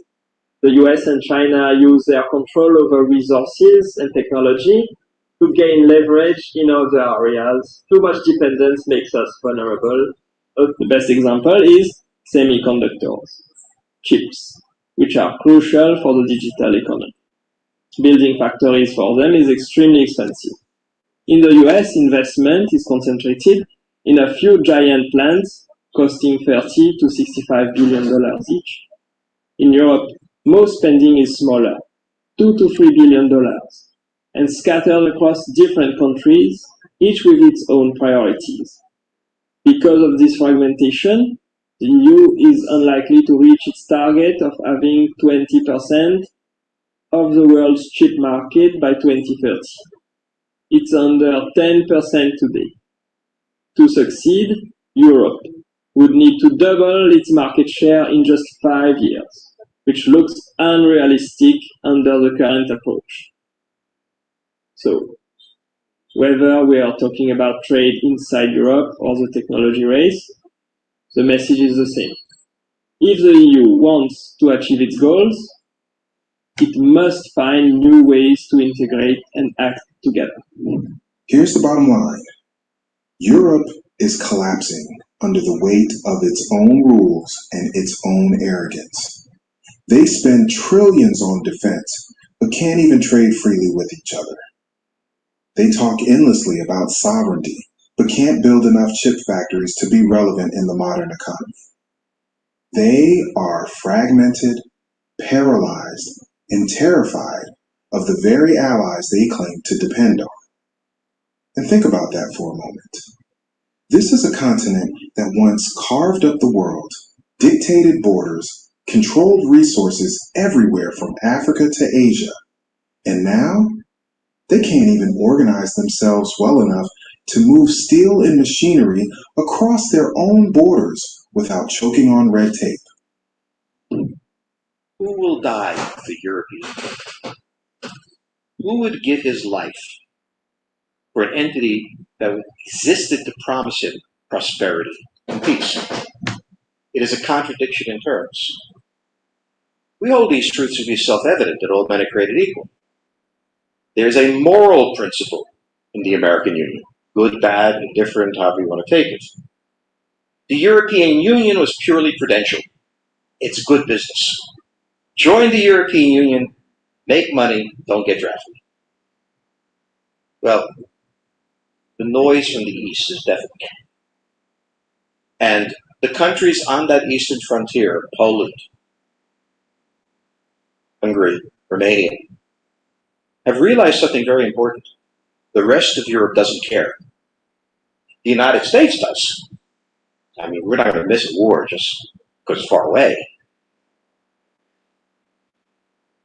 The United States cares. But what has hit the Romanians and the Hungarians, and I travel there a lot, the Europeans basically say, yeah, we might do sanction on this guy, but we're not going to do anything else. We don't have an army anyway. You cannot maintain a country in which the eastern seaboard can't count on the Midwest to give them a hand. There is no country, there is no such thing as Europe. There's a marvelous wealth in Europe, individual countries that are spectacular opportunities, I'm sure. But the blanket statement, this is Europe, is merely a geographic statement on a continent. It is not a moral statement. It is not a statement of art. It is not a statement of truth. And we are now emerging from the dream, 1992 and 2008, into the reality that Europe has smallest continent, second smallest, 52 sovereign states, all with bad memories. What happens in this Europe? Well, one is immediately tempted to say nothing. Most people always think nothing will happen. But watch the artillery fire in the east. Those are the drumbeats of the future. Like I said, table do turn. You don't stay on top forever, especially when you are filled with pride, and pride comes before the fall.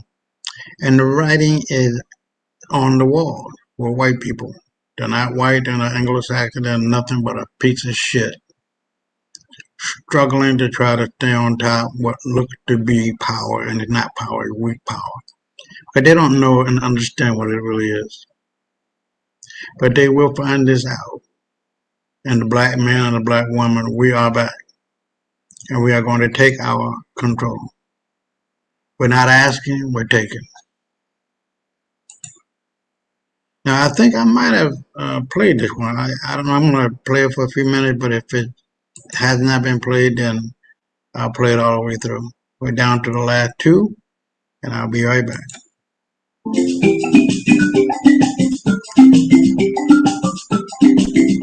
Shocking. USA oil ships turned back from African waters. AU Navy on guard. By Takunda Mavika, Supreme Africa Breaking News. SABN. Tisu Van Hubacho. The tide is turning. Part 1. Something strange in the water. It started quietly, on the west coast of Africa, somewhere between the Gulf of Guinea and the warm pulse of Senegal's economic zone. A group of U.S. flagged oil tankers entered African waters. Nothing new, right? Africa's always been the buffet. The problem this time? The ships didn't announce. No documentation, no clearance, and no diplomatic paperwork.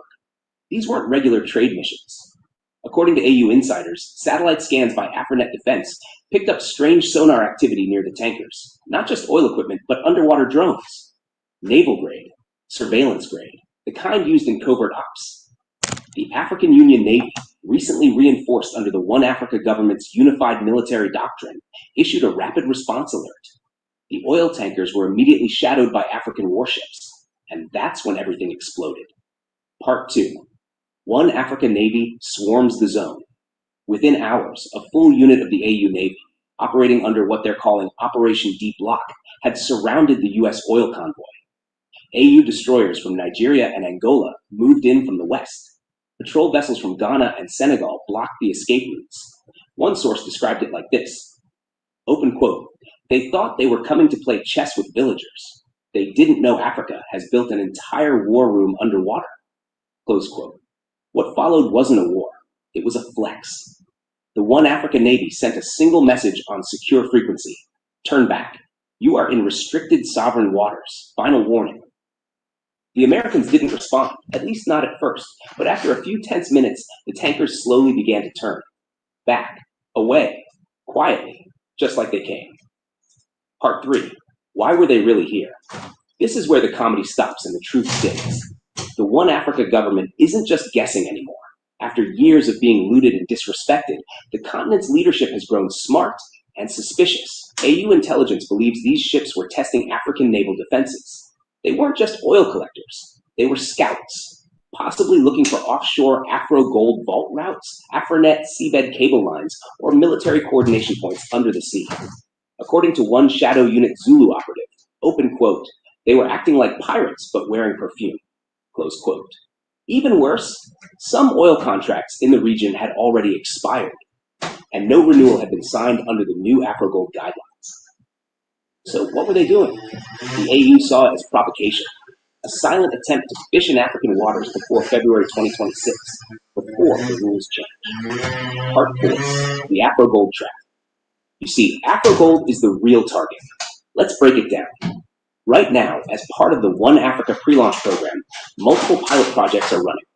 Zimbabwe's ZIG currency is being monitored by continental banks. Afro-Gold-backed trade zones are emerging quietly in East and Central Africa. The African Central Bank is finalizing reserve audits, but not releasing them publicly yet. To the West, this isn't just economic progress, it's rebellion. So what's the strategy? Because chaos before it matures. Delay, distract, discredit. And where's the easiest place to do that? Offshore, in the waters, where most people aren't watching. But Africa is watching now. And this time, the water is being protected. Access it through API and enjoy ultra-low prices with unmatched speed. Just log in to WaveSpeed AI, your all-in-one. Part 5, Traore's Hidden Hand. Let's be very clear. Behind the scenes of this naval drama is one man whose name keeps coming up, Captain Ibrahim Traore. The same Traore currently being backed by powerful voices across the AU to become the first president of the One Africa government in February 2026. The same Traore who has spent the last 8 months restructuring joint military command across Francophone and Lusophone navies. Insiders tell Sabian that Traore personally authorized the engagement protocol used during this standoff. He didn't blink. He didn't flinch. According to Chairman Shadow, open quote, Traore gave the green light and the ocean turned Pan-African. Close quote. No wonder the man is loved. No wonder the man is feared. Part 6. American reaction. Deny, deflect, downplay. As always, when the West gets caught, the spin machine goes into overdrive. U.S. officials have refused to confirm the standoff. One junior spokesperson even claimed, open quote, we respect all international maritime laws. Close quote. Oh, really? Then why didn't the tankers have clearance? Inside the Pentagon, our sources say the incident was internally labeled Maritime Incident 17C and discussed in a closed-door energy summit. The question on their minds: how did Africa build such fast naval coordination without NATO detecting it? Answer: they underestimated Traoré. Again. Part 7. Africa responds with laughter. Meanwhile, on the streets of Accra, Banjul, and Abidjan, the memes are flying. One shows a U.S. oil ship with the caption, "Came for oil, left with shame." Another shows Traoré as Poseidon, holding a spear made of gold bars. A third simply says, "This ain't 1885, try again." Even school children in Harare were reportedly told by teachers, open quote, "Class, this is what a sovereign Africa looks like." Close quote. From market stalls to military barracks, the mood is one, proud, alert, and loving the show. Part 8, the Deepwater Conspiracy. Now, here's the part you didn't hear on CNN. Shadow Unit Zulu is investigating reports that deepwater oil drills were secretly activated near the coast of Gabon, not by locals, but by foreign contractors embedded within AU-aligned companies. The discovery? Oil sensors transmitting data straight to Europe, bypassing local governments. The ships that got turned away might have been retrieving that intel, or worse, planting bugs. This is the kind of high-level betrayal that only a unified Africa can defend against. Which is exactly why the One Africa government is pushing all member states to nationalize coastal resource surveillance. Part 9.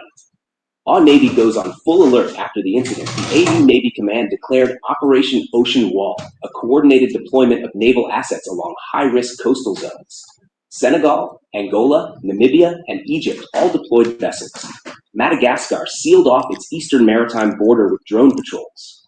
Somalia, long considered weak in naval power, stunned observers by launching 2 new African-built patrol ships within 48 hours. This isn't just reaction. This is rehearsal. For 2026, for the new order. Part 10. The bigger plan. They tried to disrupt. Let's zoom out. The One Africa government is preparing to launch AfroGold officially on February 26, 2026. Finalize AfroNet, a sovereign African digital infrastructure network. Open the Africa Central Bank with full continental reserve backing. Integrate military defense under One Africa Army protocols. What would be the most vulnerable stage? Right before the launch. That's why we're seeing mysterious NATO-style weapons warehouses on African soil, suspicious oil ships entering waters unannounced, fake AUIDs and rebel financing across conflict zones. The sabotage is real, but the defense is stronger. Part 11, African youth rise up. And here's the most powerful part of this whole story. It's not just about generals and navies, it's the youth. In Lagos, young engineers are building underwater surveillance bots. In Mombasa, local fishers are volunteering to report any suspicious vessels to the Navy. In Cape Town, university students are mapping ocean routes using AI to help identify sabotage patterns. The African Revolution isn't just boots and bombs. It's code, it's courage, it's community. Part 12. The comedy must continue. And of course, we end with a little joy. An AU Navy officer reportedly told his team, open quote, "If they come back, we'll offer them oil. Deep-fried plantain style." Close quote. One patrol ship painted this on their hull, "No entry without AfroGold."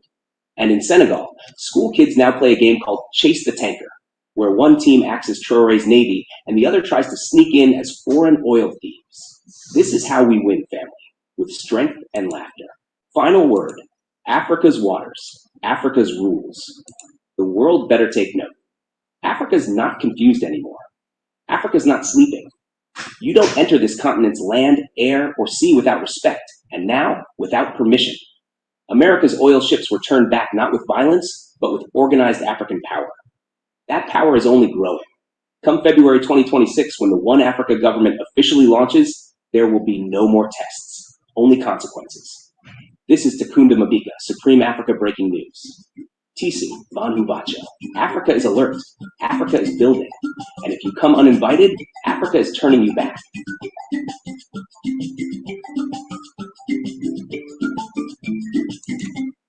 All right, we're down to the last one. And it deals with Latin America and all of these Afro-Caribbean countries that are separating himself from white domination and uniting itself with Africa in the United States of Africa. And this is worldwide. So with that, let's get started, and I can end with my final comment.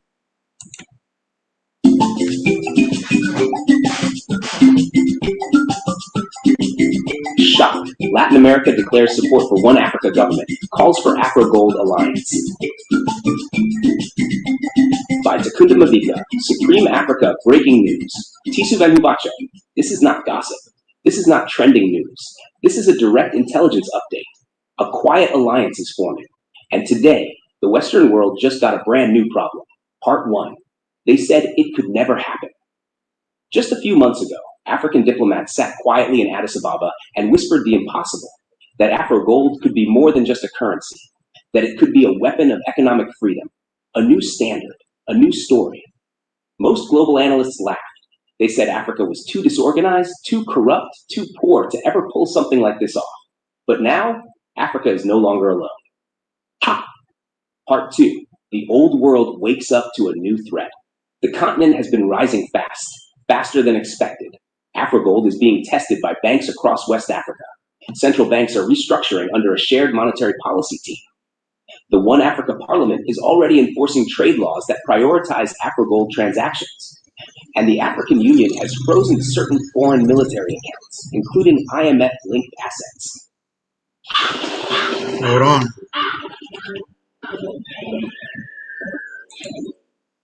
But here's the shocker. Latin America just declared full support for the One Africa government and the Afro-Gold mission. That's right.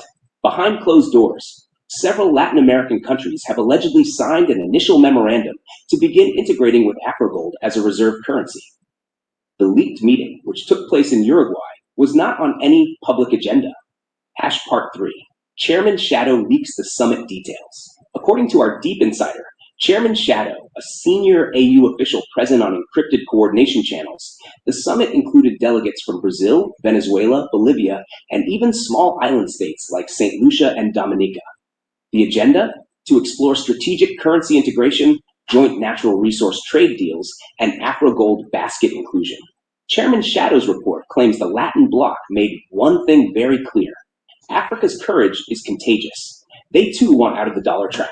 They too want sovereignty over their resources. They too are tired of begging Western corporations for a future they already own. Part 4. Latin America's colonial scars run deep. The pain is the same. Like Africa, Latin America was colonized, exploited for sugar, gold, slaves, and rubber. Like Africa, they lost their culture, their names, their languages. And like Africa, they were told to keep borrowing from the IMF while selling oil and minerals for next to nothing. But now, Afro-Gold offers a new option, a peer-to-peer currency, free from Western manipulation, backed by real resources, rooted in dignity. Latin American economists are reportedly calling it the most powerful anti-colonial currency movement since the creation of BRICS. Part 5. Protocol Black confirms secret data transfers. Enter Protocol Black, the AU technician who handles digital surveillance and encrypted document transmission. He confirms that during the Uruguay meeting, an Afro-Gold technical file was shared via a secure channel with Brazil's central banking authority. This document included the draft terms for Afro-Gold reserve basket participation, including gold deposit guidelines, electronic ledger access, and non-disclosure clauses related to AU military spending. Protocol Black says this is not speculation. It is a new world being built in plain sight, quietly, boldly, globally. Part 6. General Umoja warns of retaliation. Of course, the West is not sleeping. General Umoja, the retired AU military strategist and now advisor to the Afro-Gold Security Board, warned SABN that multiple NATO-linked operations have already ramped up intelligence surveillance on both African and Latin American political figures. Why? Because the moment these two continents join forces economically, a new axis of power emerges. And that's not all.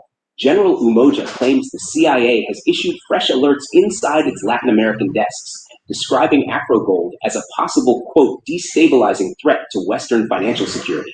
Destabilizing to who? To the thieves who've been printing fake value while we dig real gold? Part 7. The Economist of Addis reveals trade plan. According to The Economist of Addis, a lead policy advisor in the Afro-Gold Council, trade talks have already begun for a pilot exchange between Venezuela and Ghana. The idea? Africa supplies processed cocoa, rare earth minerals, and fertilizer. Venezuela offers oil and gas, all settled in Afro-Gold-backed smart contracts. But here's the genius. None of these transactions would use SWIFT. None would touch dollars. None could be frozen. This is how you fight colonial power, with systems, not slogans. Part 8. Behind closed doors, the US and EU panic. Now let's take it global. Our Brussels insider, codenamed Silent Mirror, confirms that the EU is under massive internal pressure. After already pledging a shocking $3 trillion in reparations to Africa in a desperate move to keep trade flowing, now they face a new challenge: a Southern Hemisphere revolt. Silent Mirror says that during a recent NATO-EU closed-door economic session, a leaked memo described the Afro-Gold Latin America possibility as a worst-case scenario, not because of trade, but because of influence.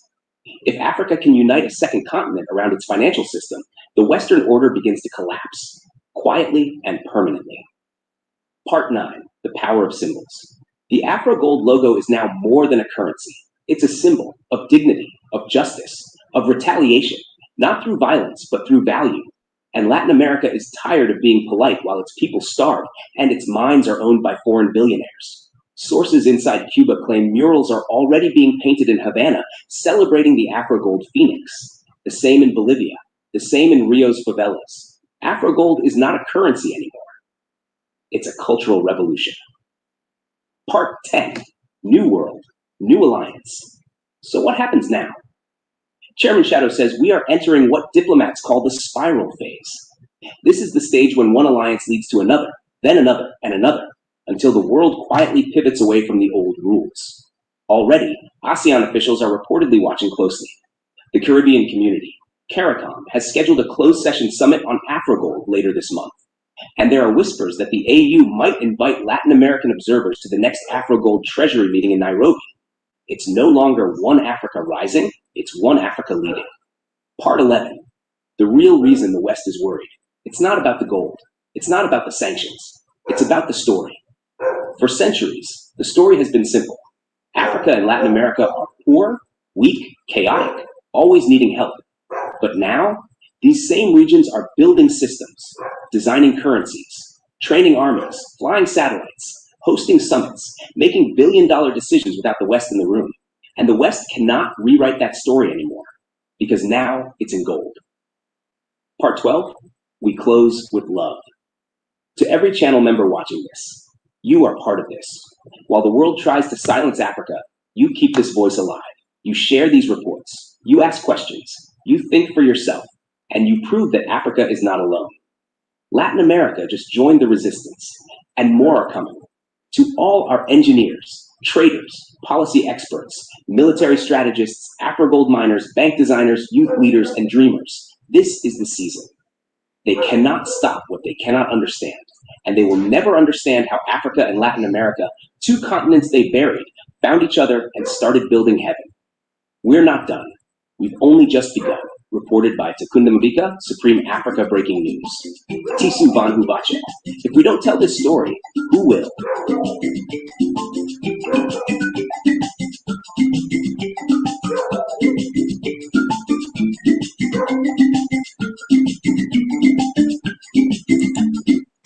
All right, we are at the end, ladies and gentlemen.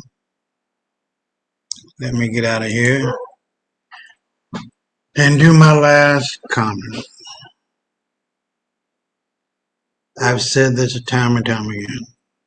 Evil will always destroy itself in the end, and those who partake in it always and always. ALWAYS and in always. ALLWAYS. There's no ifs, ands, or buts about it. White people have been at the top for 150 years, just like they were at the top for 150 years in Egypt, 150 years in Greece and Rome, and now out of Spain. After black people ruled it for almost 1,000 years, if not a little bit more than 1,000. We civilized these bastards, these animals, 3 times. and we lost it due to our own hand. Black on black crime. The Portuguese, Spanish Jews, and Jews coming out of the Middle East, these were all black people being imprisoned and sent into slavery by black kings and queens. Let it be known today, this day will forever be cemented in the heart and mind and soul of all of Mother Africa's children. We are back. Strike one, strike two, strike three. White boy, you're not going to get away. The sins of the father and mother are always visited upon their children, and your children will never know another day of rest. Their hearts will run with fear, and their minds will be befuddled. Never again. You can't be trusted. You are the most despiteful and spiteful people on the planet, the most vicious animals on the planet, and we're going to get rid of you. The sun is doing that effortlessly, and you guys are not producing. But I should tell you something, but I digress. For the next 24/7, 365, stay black.